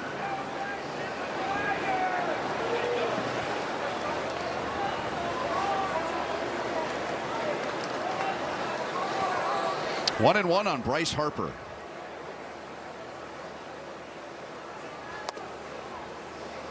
Donnie, excuse me, I called you Donnie.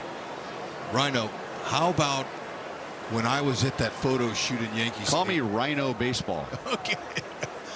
When I was they were shooting that shot, there was another football celebrity there who just got drafted, Doug Williams. Remember the quarterback, Grambling, great quarterback. Buccaneers. Buccaneers took him in the first round, so they were showcasing 2 first-round picks at Yankee Stadium that day. I had no idea, but he ended up having a great career. Not so sure about mine, but he had a great career.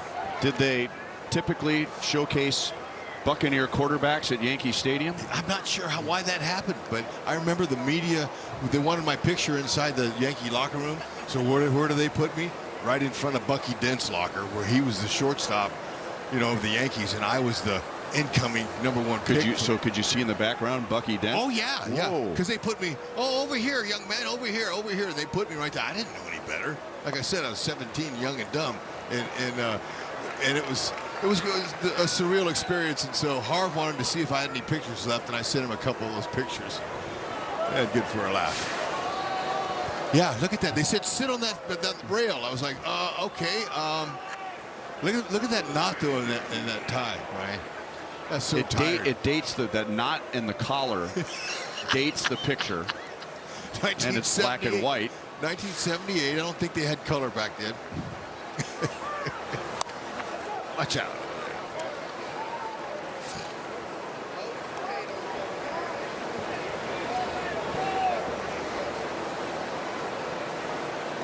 Two on, two out. Cruz has struck out 2. Alec Boehm is 1 for 3 with an RBI double in the first inning, and Philadelphia had a 1-0 lead. And not only did they have a 1-0 lead, they had runners at second and third with 1 out, and Noah Cameron was in trouble right away. But Noah got a strikeout, then a walk to load the bases and a ground out, and he got out of that inning, and that is the only run they have scored so far. Big hop for Rojas, who's going to step in front of Turner and tag him out, and Steven Cruz has a scoreless 6th. The DQ app.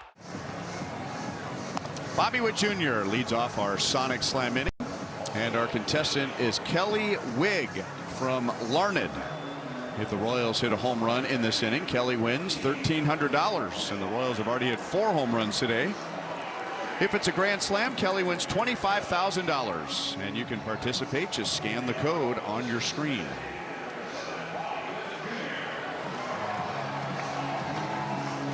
And it'll be Junior, Salvi, and Caglione against Kyle Backus, who is the first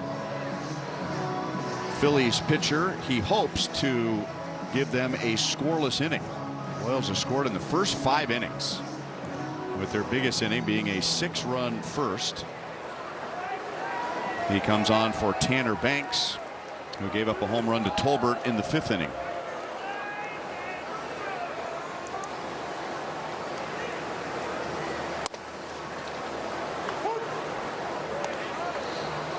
Bobby's the DH today, so he spent half the day off of his feet as the Royals prepare for a 6-game road trip beginning tomorrow. They'll play 3 in New York against the Mets, and then 3 at Baltimore.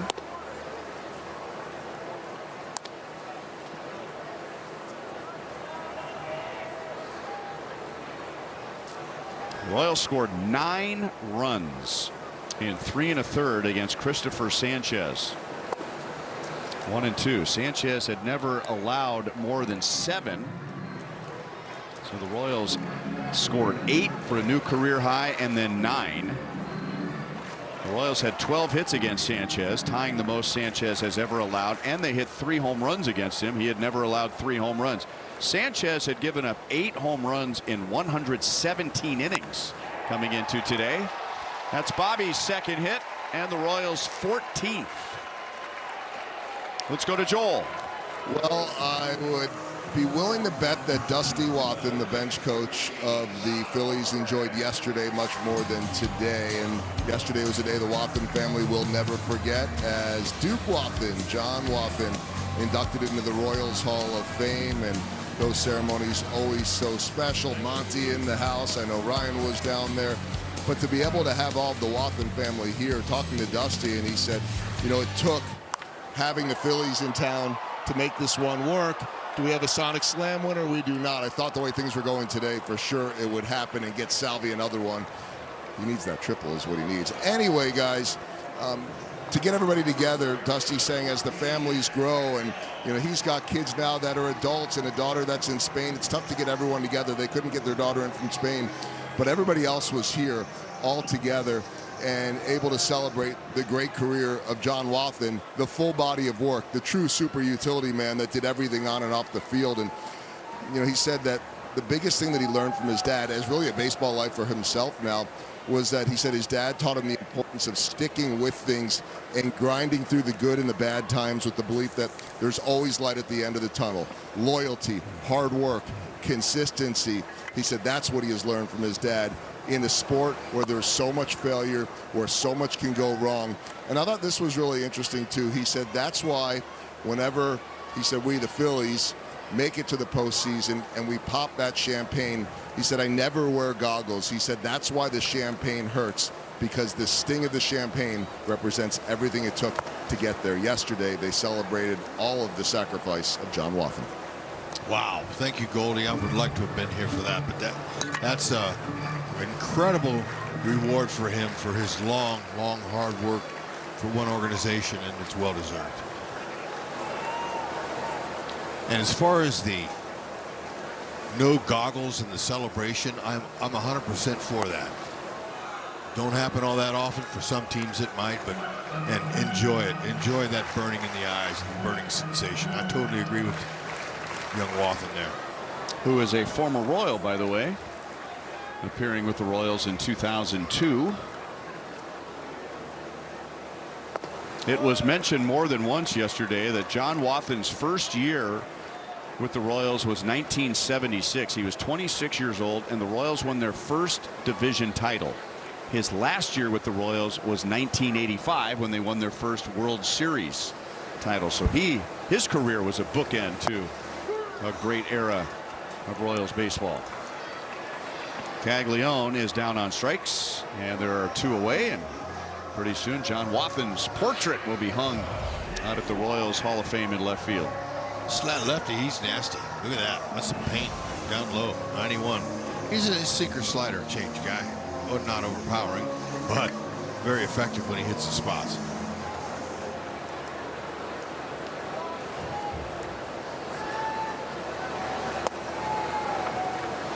One of the funny parts of yesterday, lighthearted parts, was Denny who was inducting Duke, poked fun at the fact that Duke always has hated the expression "he runs well for a catcher." That's into right field. Junior will stop at second base, and Nick Lofton continues to have a perfect day. He's on for the fourth time. However, John Wathen had 36 stolen bases in 1982, which is a major league record for a catcher. He is the only catcher that had 3 inside the park home runs. But if you wanted to frustrate John Wathen, just say he runs well for a catcher. And Duke would always argue, how about he just runs well?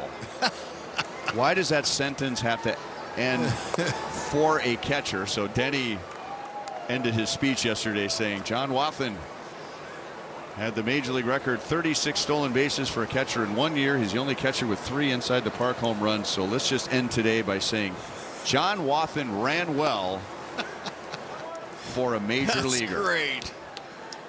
Oh, way to go, Denny. Yeah, that drew a chuckle from everybody.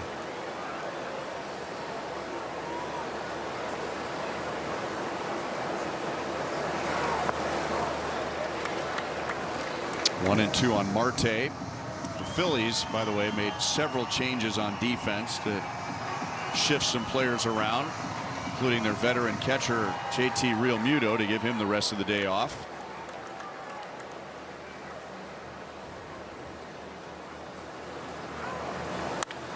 Into center field. Junior scores, so make it all 6 innings. 11 runs in 6 innings.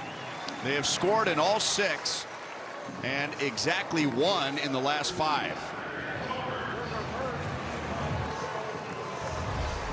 Man, oh man, look at that. He turned that over, that changeup, and that stayed up, and he whistled it right by him, right back up the middle. Second hit up the middle for Marte today. Good short, compact swing.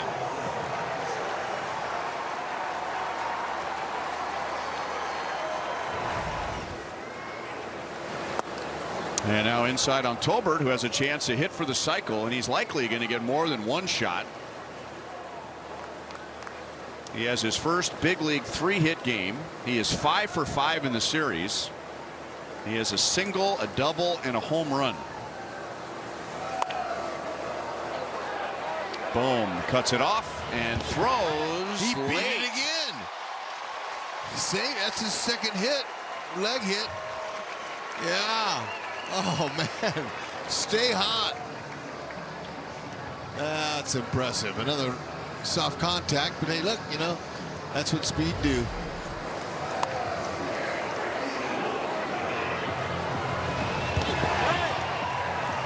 Have a day, and he's not done. Could end up hitting for the cycle. He's got to hit one to the outfield though for that. Preferably right field line.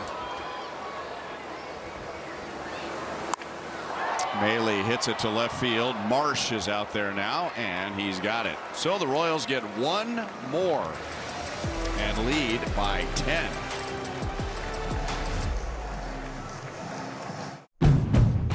Bring on the fun and bring home a new Honda. Honda vehicles are built for exploring, with available features like all-terrain tires, off-road tuned suspension.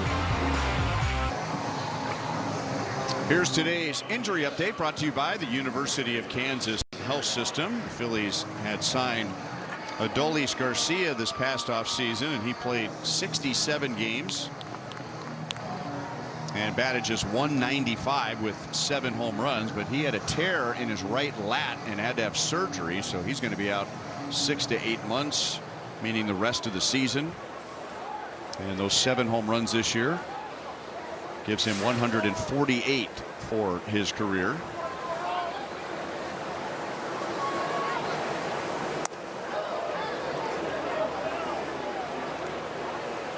Beck Way gets the Phillies' 7th inning. And it'll be Brandon Marsh, Edmundo Sosa, and Bryson Stott. The Phillies had a 1-0 lead, 4 batters into the game today, and a chance for an even bigger inning. Noah Cameron shut that down. He stranded the bases loaded in the second and worked hard for 5 innings and gave up just that 1 run. And meanwhile, the Royals have scored in each of the first 6 innings for the first time in 28 years. Wow. Really? 1998. ABS is powered by T-Mobile. Wow. That's a lot of baseball seasons. Call's overturned. Philly has 1 remaining. That was September of '98 against the A's here at Kauffman Stadium. The Royals scored in all 8 innings in that game. The only time in their team history. That's a leadoff walk in the top of the 7th inning. So there you go. They've scored in all 6. Love it. Keep it up. Take that on the road with you. Save some for New York.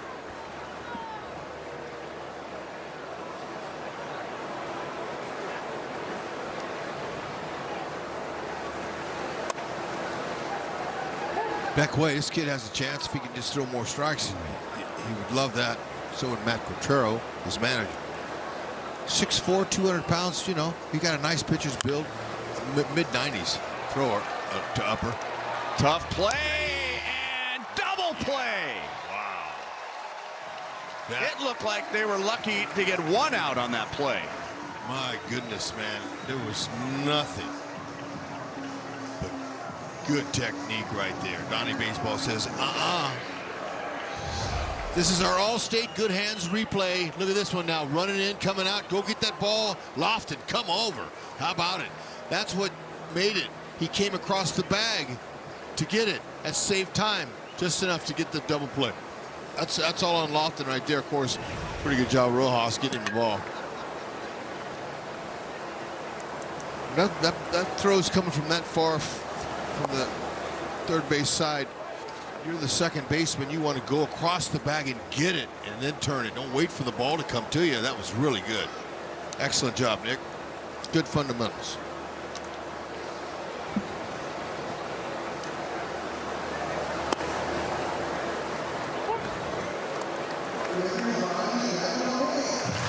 You may not think that there was a very big out today for the Royals when they lead by 10, but Bryson Stott was that, a big out for Noah Cameron in the first inning when he grounded out with the bases loaded to end the inning. 1 ball and 2 strikes. Noah was at 30 pitches. They had the bases loaded. Stott had a 7-game hitting streak. It is 8 after a base hit in the third, but that ground out to second was huge, giving up just the 1 run, and that is the only run allowed by Royals pitchers today. 2 balls 2 strikes on Stott.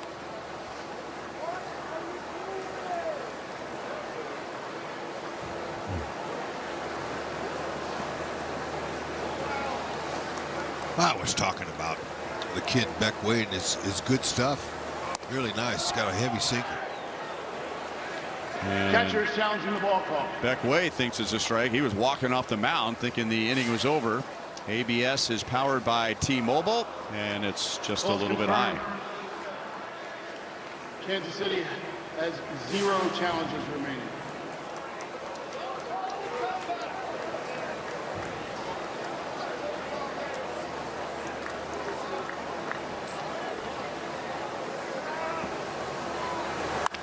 Grounded through the right side, and the Royals will take that here rather than back in the first. Stott has 2 hits, and he's been on base 3 times. Time for a message from UMB Private Wealth. Is my retirement plan on track? Are my investments aligned with my goals? Is my plan built for the long run? Schedule an appointment today.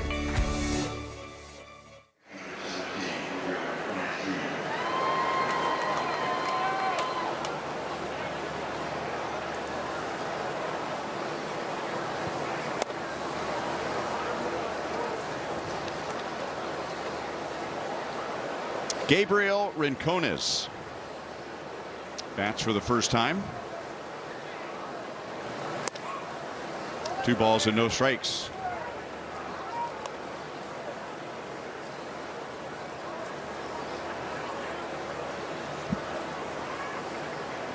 He was one of the 3 defensive changes before the bottom of the 6th inning, and he hits a ground ball into left field. 2 on with 2 out.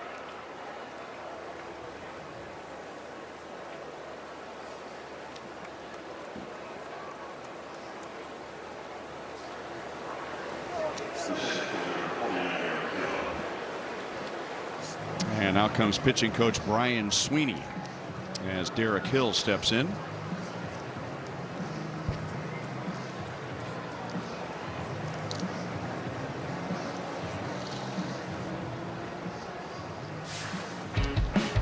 International rock star Post Malone is coming to Kansas City, joined by Jelly Roll and Carter Faith. The country music sensation is playing at the K on Wednesday, July 15th. Purchase concert tickets at royals.com/concerts.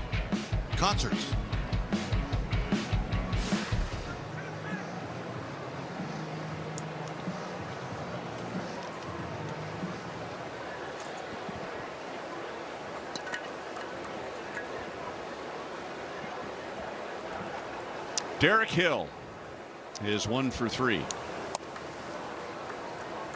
He had a violent collision with the wall on Luke Mailey's home run in the bottom of the first inning, and then he singled in the second inning.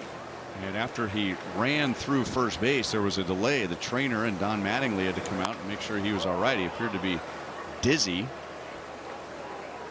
He's hung in there on a hot, humid day in Kansas City.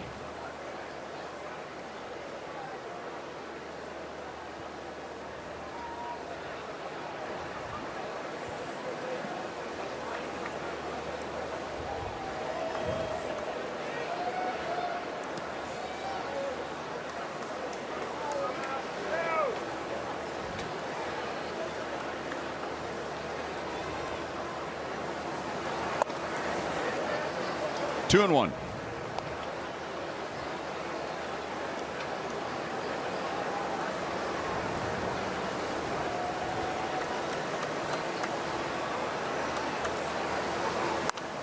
And fouled away.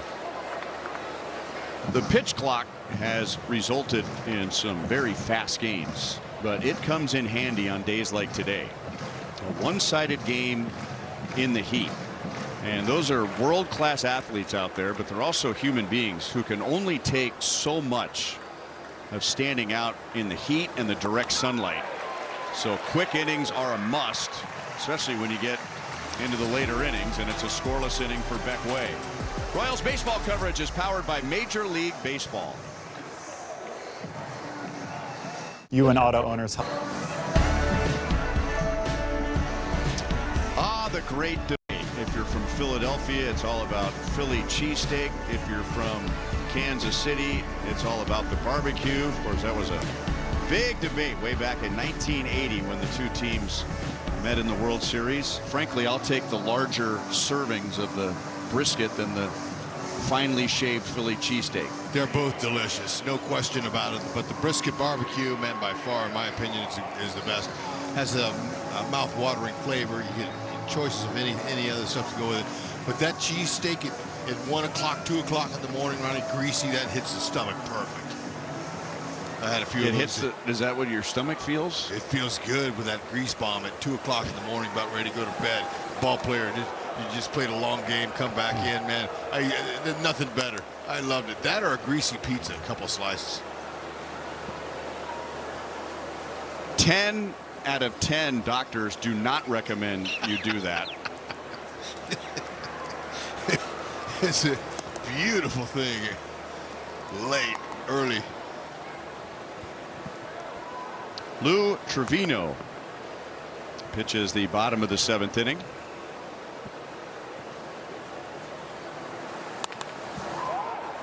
Stubbs is at first. He'll take it himself. And there's one away in the Royals' 7th.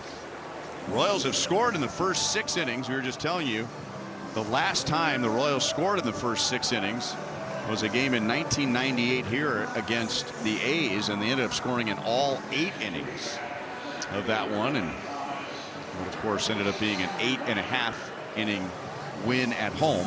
Cameron Meisner is going to bat for Lane Thomas.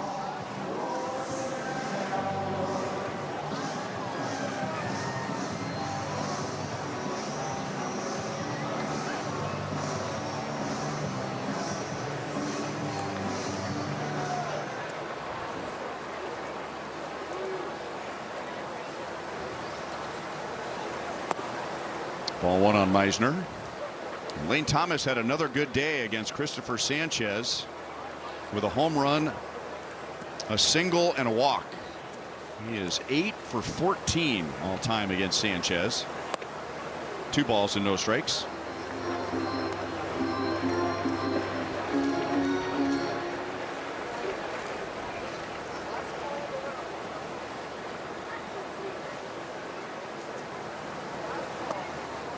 Meisner takes low, 3-0.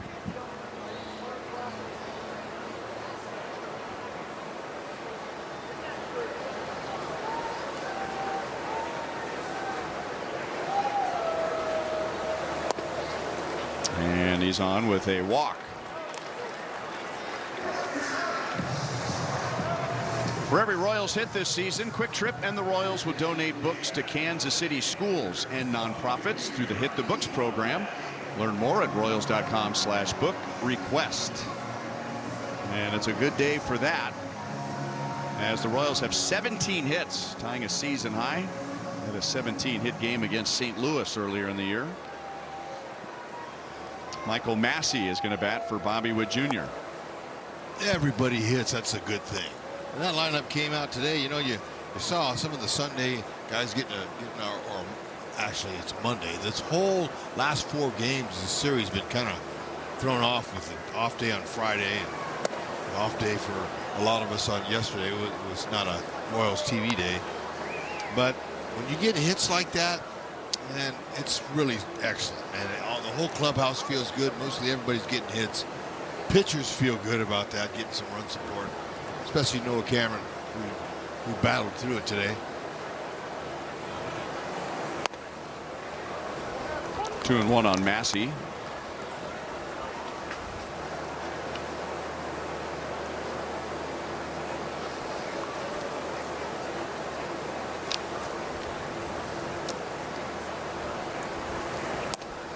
Three and one.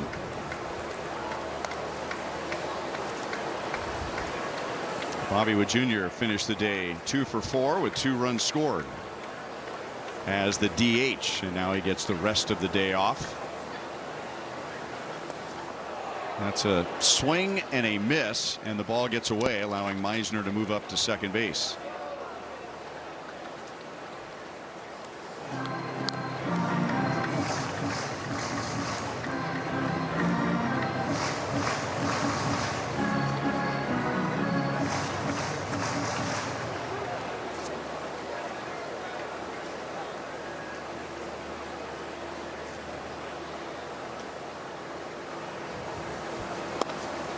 And now Massey is on with a walk.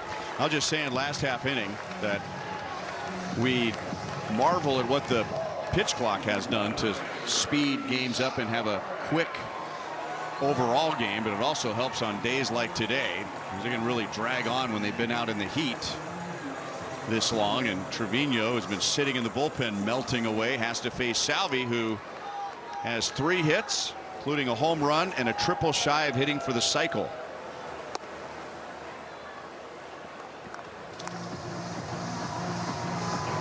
That would be something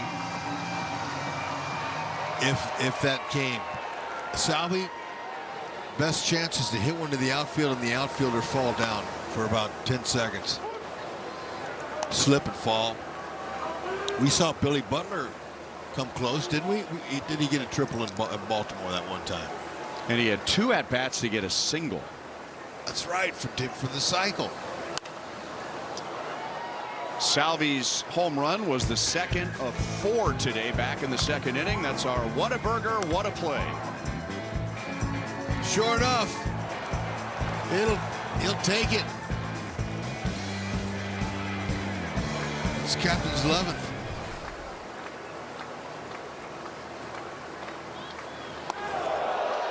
That was a sweeper.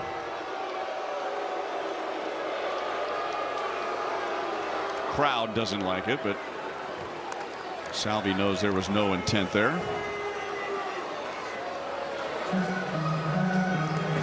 And with Salvi's home run, that was number 314, so now he's just 3 shy of tying George Brett's all-time record. He already has the record in this ballpark, and that one did hit him, and that was a changeup.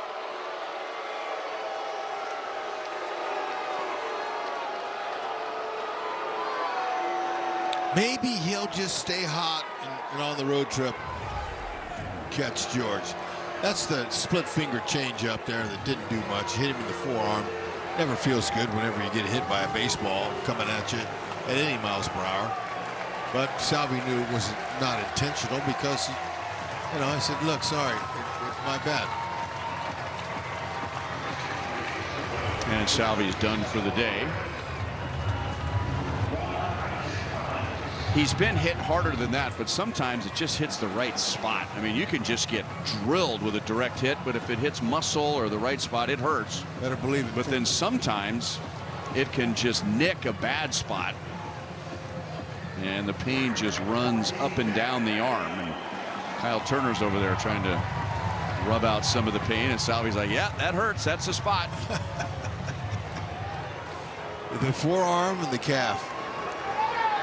You get bruises there, those are lasting. And he's been hit all up and down his body over his 15-year career.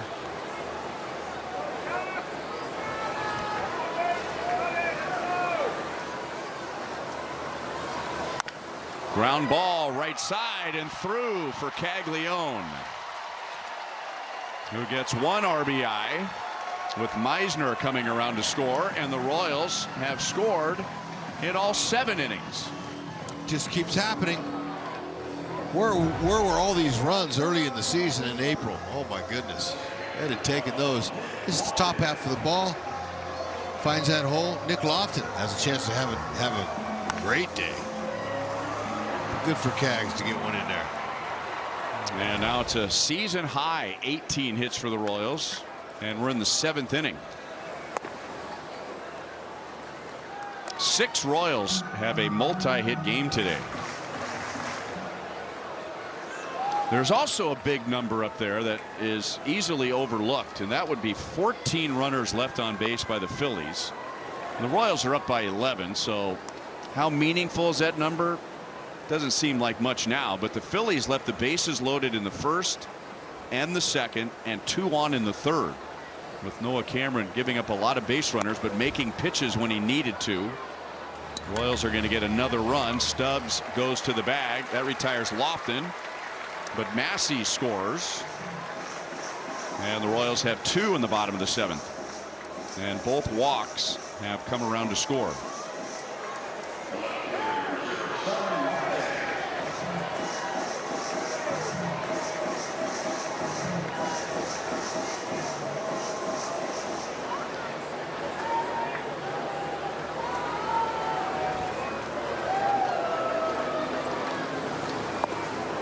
One on Starling Marte. Marte has 2 hits and 2 RBIs. 4 of the 6 runs in the 1st inning came with 2 outs. And then Salvi hit a home run with 2 outs in the 2nd. Royals added a 2-out run in the 6th. And now 2 on, 2 out, 2 home in the 7th. And that's outside, 1 and 2 on Marte.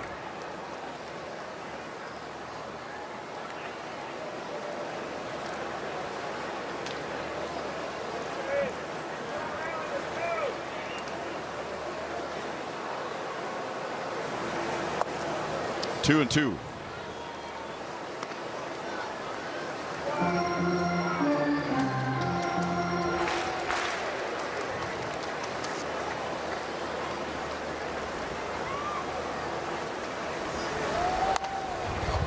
Still 2 and 2. The fans are hanging in there on a hot sunny day at Kauffman Stadium. Yeah, they are. Many have decided they've had enough of the sun, and they've moved up under the overhang in the 1st and 2nd levels. Smart. Lined foul. There's always a guy, and it is always a guy, who decides that, you know what, today's the day I'm going to take my shirt off for the first time all summer and work on my tan. And if you watch him and all the different shades of red and pink, purple, there's a called 3rd strike. That guy is going to have some problems when he gets in the shower tonight. 2 more for the Royals, and they lead 13-1.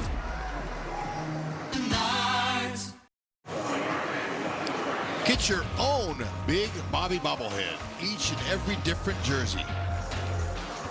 In a different jersey, excuse me. Be one of the first 20,000 fans on Friday, July 17th, Saturday the 18th, or Sunday the 19th when the Royals battle the Padres. Get your tickets today at Royals.com/promotions and get you a bobblehead of Bobby Witt Jr. in different uniforms. You'll like it.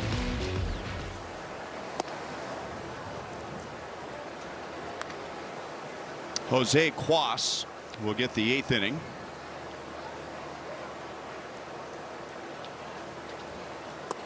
And he gets Rafael Marchand.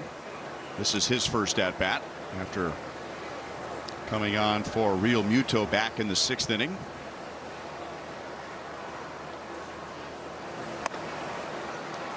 Two balls, 1 strike.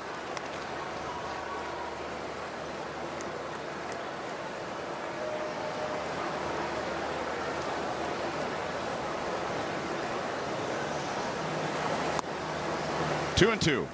Noah Cameron went the first 5 and allowed a total of 11 base runners, but only 1 run. He really buckled down with runners in scoring position. He struck out 7.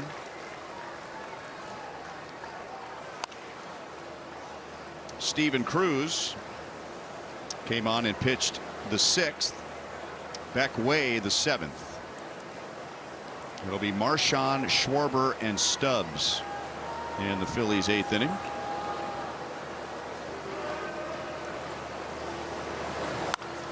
Line left field, and a nice break and a nice play by Collins, who was taken over in left field. So Collins is in left. Meisner goes into center. Marte shifts over to right. Caglione goes from right to first base after Massey pinch hit. Meisner pinch hit, and Collins came on as a pinch runner in the bottom of the 7th.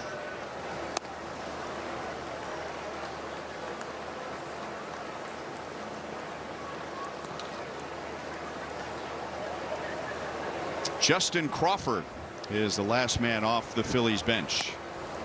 1 ball, 1 strike. Kloss with a sinker slider changeup from the sidearm slot.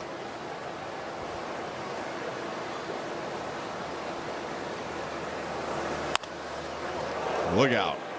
Hitting a line drive over at his third base coach, Anthony Contreras.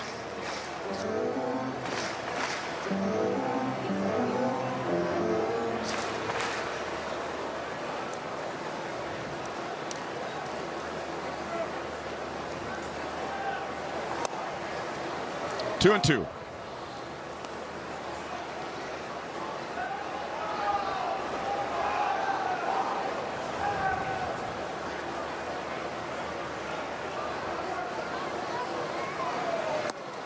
And Crawford is down on strikes. 2 away.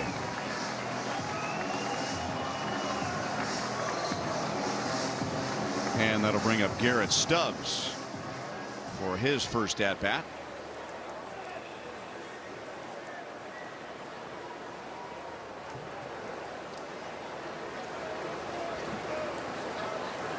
Hitting 148 and 0 for his last 13.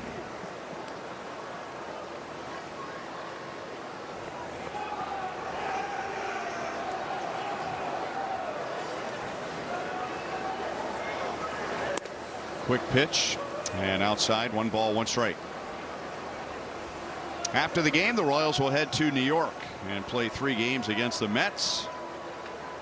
And then 3 games with Baltimore over the weekend, and then the All-Star break. The Phillies are finishing up their first city in a 3-city road trip before they head into the break. They'll head to Cincinnati after the game and then finish up in Detroit. Fouled back our way and just below.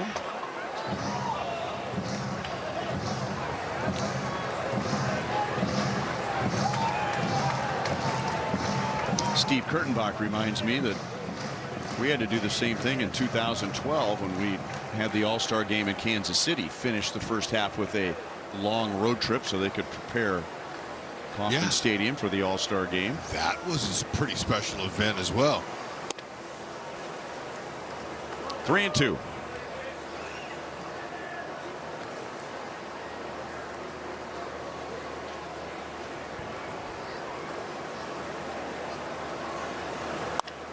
Off the end of the bat and down for a base hit. So Stubbs ends the 0 for 13.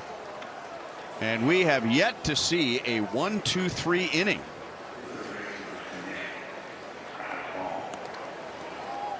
Speaking of the Royals at the Mets, our next broadcast is tomorrow night, and our coverage begins at 5:45. Tuesday night, Wednesday night, and Thursday afternoon with the Mets. Seth Lugo, the longtime Mets pitcher, will pitch game 1 for the Royals.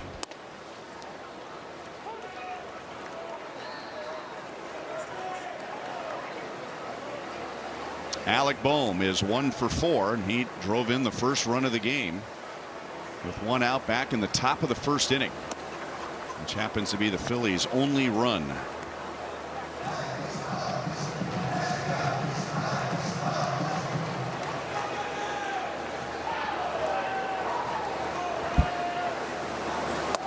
Inside 2-1 on Omaha's Alec Boehm.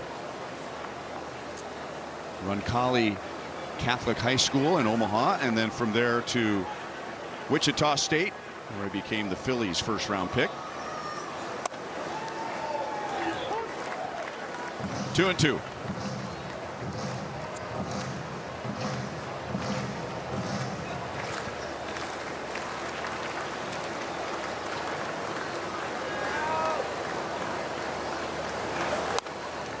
Still 2 balls, 2 strikes.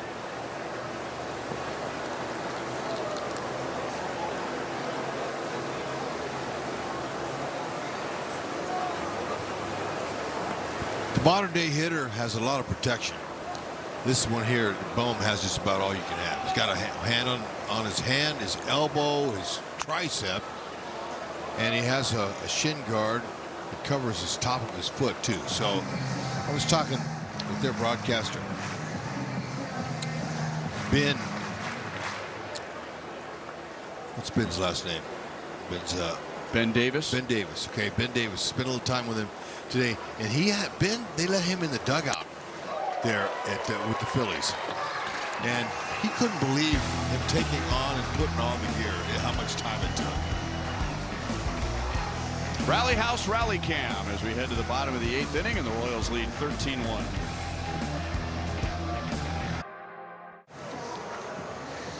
The ultimate goal of an MLB fan: see it all. The MLB Journey to 30 sweepstakes presented by T-Mobile is the ultimate bucket list. You can enter now for your chance to win trips to all 30 ballparks. All 30.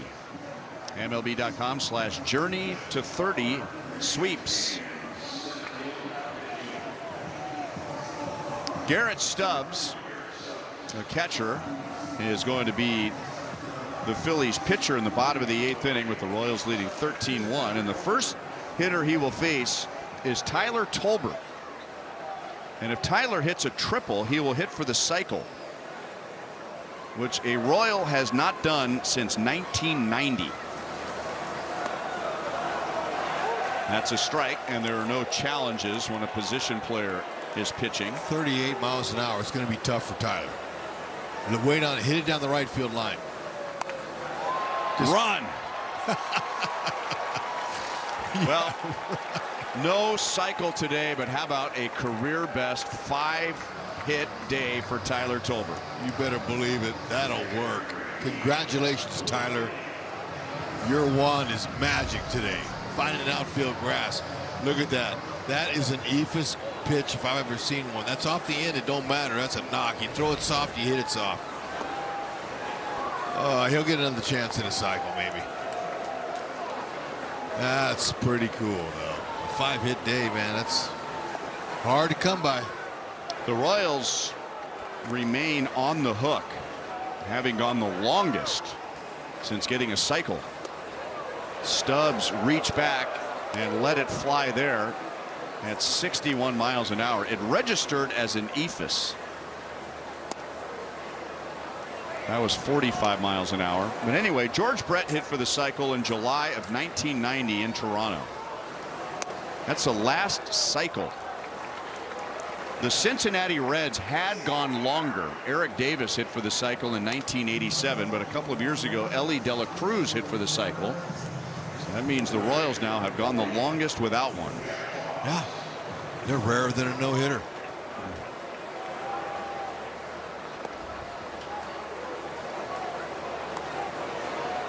Tolbert's 5-hit game is the first for a Royal since Hunter Dozier in 2022. Stubbs makes the play. And they let him with no trouble. Yeah. He's a position player. Who never catches a fly ball because he's a backup catcher. But anyway. Today's copyrighted telecast is presented by the authority of the Kansas City Royals. It may not be reproduced or retransmitted in any form. The accounts and descriptions of this game may not be disseminated without the express written consent of the Kansas City Royals. Okay, so the Tolbert story is behind us. There are 2 interesting things about this inning. 1 ball, 1 strike on Meisner. The first was, could Tolbert complete the cycle against a position player The other is, can the Royals tie a team record by scoring a run in this inning? Back in 1998, in a win here against the A's, the Royals scored in all 8 innings. Fastball registered at 82, and Meisner fouled it away. And with a run in this inning, the Royals would tie that team record. They've scored in the first 7.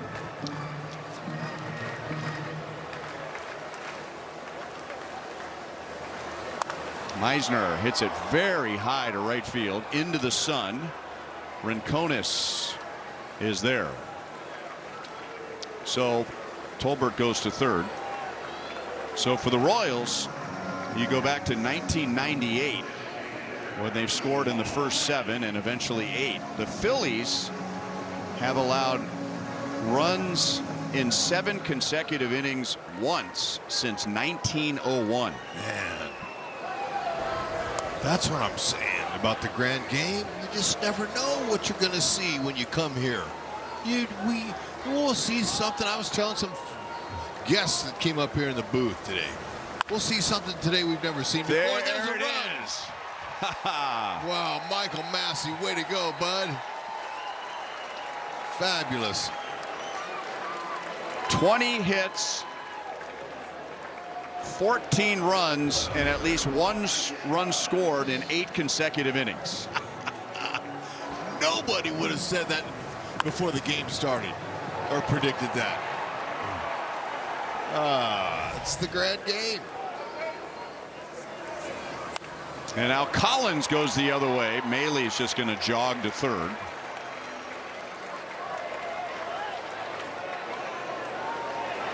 The only time the Phillies have allowed a run in 8 innings, all 8 innings, was against the New York Giants in 1923. And in that game, they allowed a run in 9 straight innings. Can you believe this? Base hit right field. Caglione drives in Maley, and the Royals lead 15-1. And now they have a season high in runs to go with a season high 21 hits. Okay, Lofton's got 3 hits. Look for 4.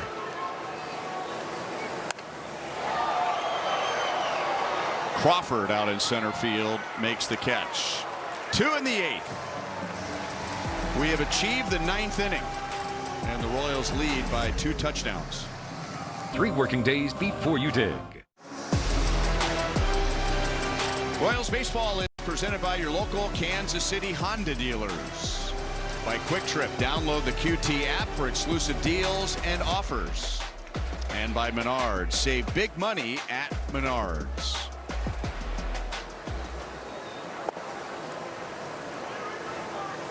(15-1) Royals, and they've tied a team record, scoring in 8 straight innings.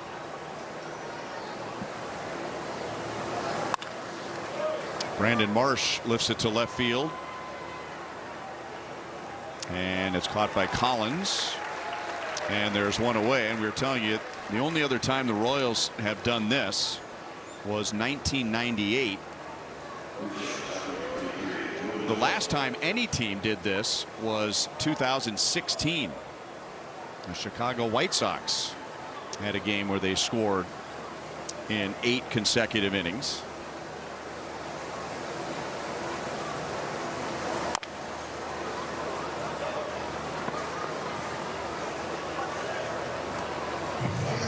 Sosa is 0 for 3 with a walk. And that walk back in the first inning loaded the bases for the Phillies. They had already scored a run. But Noah Cameron got Bryson Stott to ground out to second base. The Phillies scored just the 1 run in that inning, and that's the only run they've scored. Rojas runs to the Phillies dugout, and it lands in the dugout with no help or support whatsoever from the Phillies. If it was the Royals dugout, he would be like a magnet, and all the people in the dugout would be running in his area to, first of all, let him know if he had a chance to make a catch, and then try and brace him for a fall if he ended up making the catch near the steps. Fouled off of Maley. Or did that get the home plate umpire Alan Porter? Or both? Got Porter right on the mask in front of his forehead. And Jim Wolf, the first base umpire, is going to come and check on him.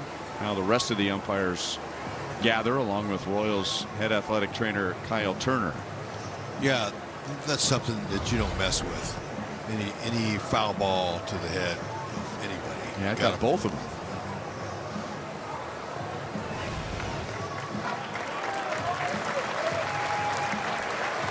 We've been talking about the fans and we've been talking about the players, but we should also point out the umpires, who, by the way, decided to dress in black today on a hot sunny day, but they don't get to go into the dugout every other half inning. They've been out there in the heat all day, and especially Alan Porter doing so with that heavy gear on.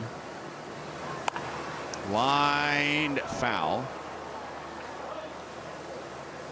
And with one out in the 9th inning in a 14-run game, he takes a foul ball off of his forehead.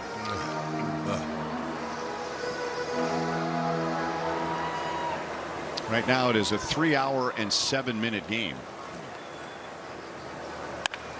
Grounded to third. Nice play, Rojas, on a hard hit ball. And there are 2 down. And now, with 2 outs in the 9th inning, the fans will try and peel themselves out of their seats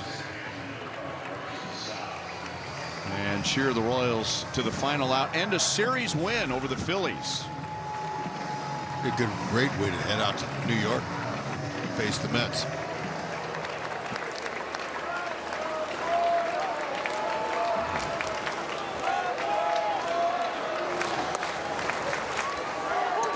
Bryson Stott was that final out, and what was a big out at the time in a 1-run first inning. And now he has a chance to make the final out of the game. 0-2.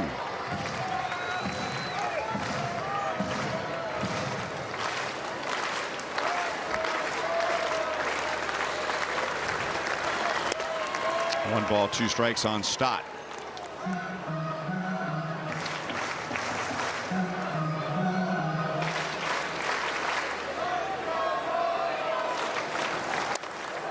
And that is the game, and that is the series. Tyler Tolbert had a 5-hit game. He went 7 for 7 in this series with the Phillies. Luke Maley, in his first at-bat of the season, hit a 3-run home run in the bottom of the first, giving the Royals 6. And who knew, after a 6-run first inning against Christopher Sanchez, that not only would the Royals score 9 against Sanchez, which is the most he's ever allowed, but the Royals would score in all 8 innings today. Nobody would have known that, and it's what baseball's made of. Just surprises. Great job, though. Hey, look, so nice to see the multi-hit Royals. You know, Salvi had a nice day with a home run. He got 3 hits. Junior got a couple. Thomas got one, a couple and a homer.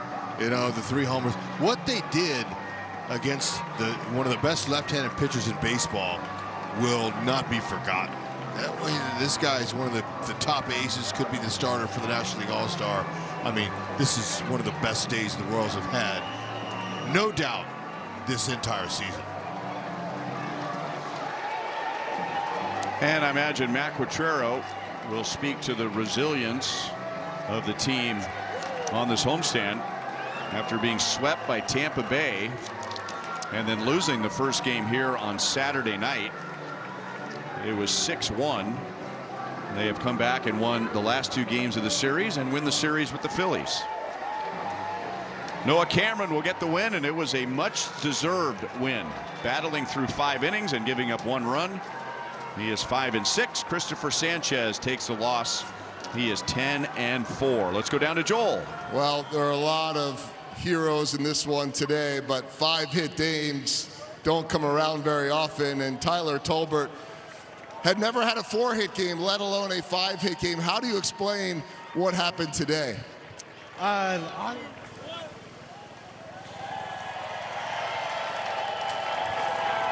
like the crowd just kind of cheered along with it. That's actually got to feel really good today. But we'll talk about all the offense. But 5-hit games, a lot of players never have that in their career. What happened today? Just stayed with the plan and approach, trust our work, trust what our coaches prepared for us, and we just executed a plan today collectively as an offense. And it was just a good day offensively for all of us today. Yeah, it was across the board. And I want to ask you about that first inning really on both sides of it, because Noah gutted it out. It looked like it was a grind for him, yet he escapes that first inning, 31 pitches, but only 1 run. And then you guys to be able to do that against a Cy Young candidate, what did that do for you? No, I mean, Noah pitched his butt off today, and then we have his back, you know. We just went in there and grinded it out for him, and it just kept tacking on. What was the approach against Christopher Sanchez? This is a guy that nobody could touch for a good chunk of the first half. These are games that don't happen very often for pitchers like that. What was the game plan? I can't really tell y'all that today, but we just executed it, and we had success, and we just stayed stubborn to our plan, and it worked out. You've been so disciplined with whatever role that you've had, whether that's coming off the bench once a game for a stolen base, but lately it's a lot of playing time, including at shortstop. So we know that you stick to your plan. But come on, you got a chance at a triple. That's what you're known for, that speed. Were you thinking about a cycle? Salvi had an opportunity too. It was in the back of my head, but I just want to go up there and just put a good swing on the ball. But if we had a chance in the gap, we were going to take it. All right, last thing for you. I know that these days are really tough in this heat. You're an Alabama kid. You're used to some heat. These are tough. But when you see those numbers up on the board, you guys put up a run every single inning of this game. How much fun was it to go do your thing today? It was fun. It was fun collectively, like I said, offensively, and pitching did their thing today. We just had a lot of fun, and we're about to go on this flight and head to New York. Happy flight. Enjoy it. Great job. 5 hits today, Tyler. Nice job. Thank you. Thank you. Thank you. All right, Tyler Tolbert, always humble, always gracious, and the great Dave Holtzman guys told me his career batting average, 264 to 304 in one day. Good for him. And starting as shortstop today on a hot day, but as Joel put it, man, I'll bet this felt good. Along with 5 hits, and for the Royals, 15 runs on 22 hits.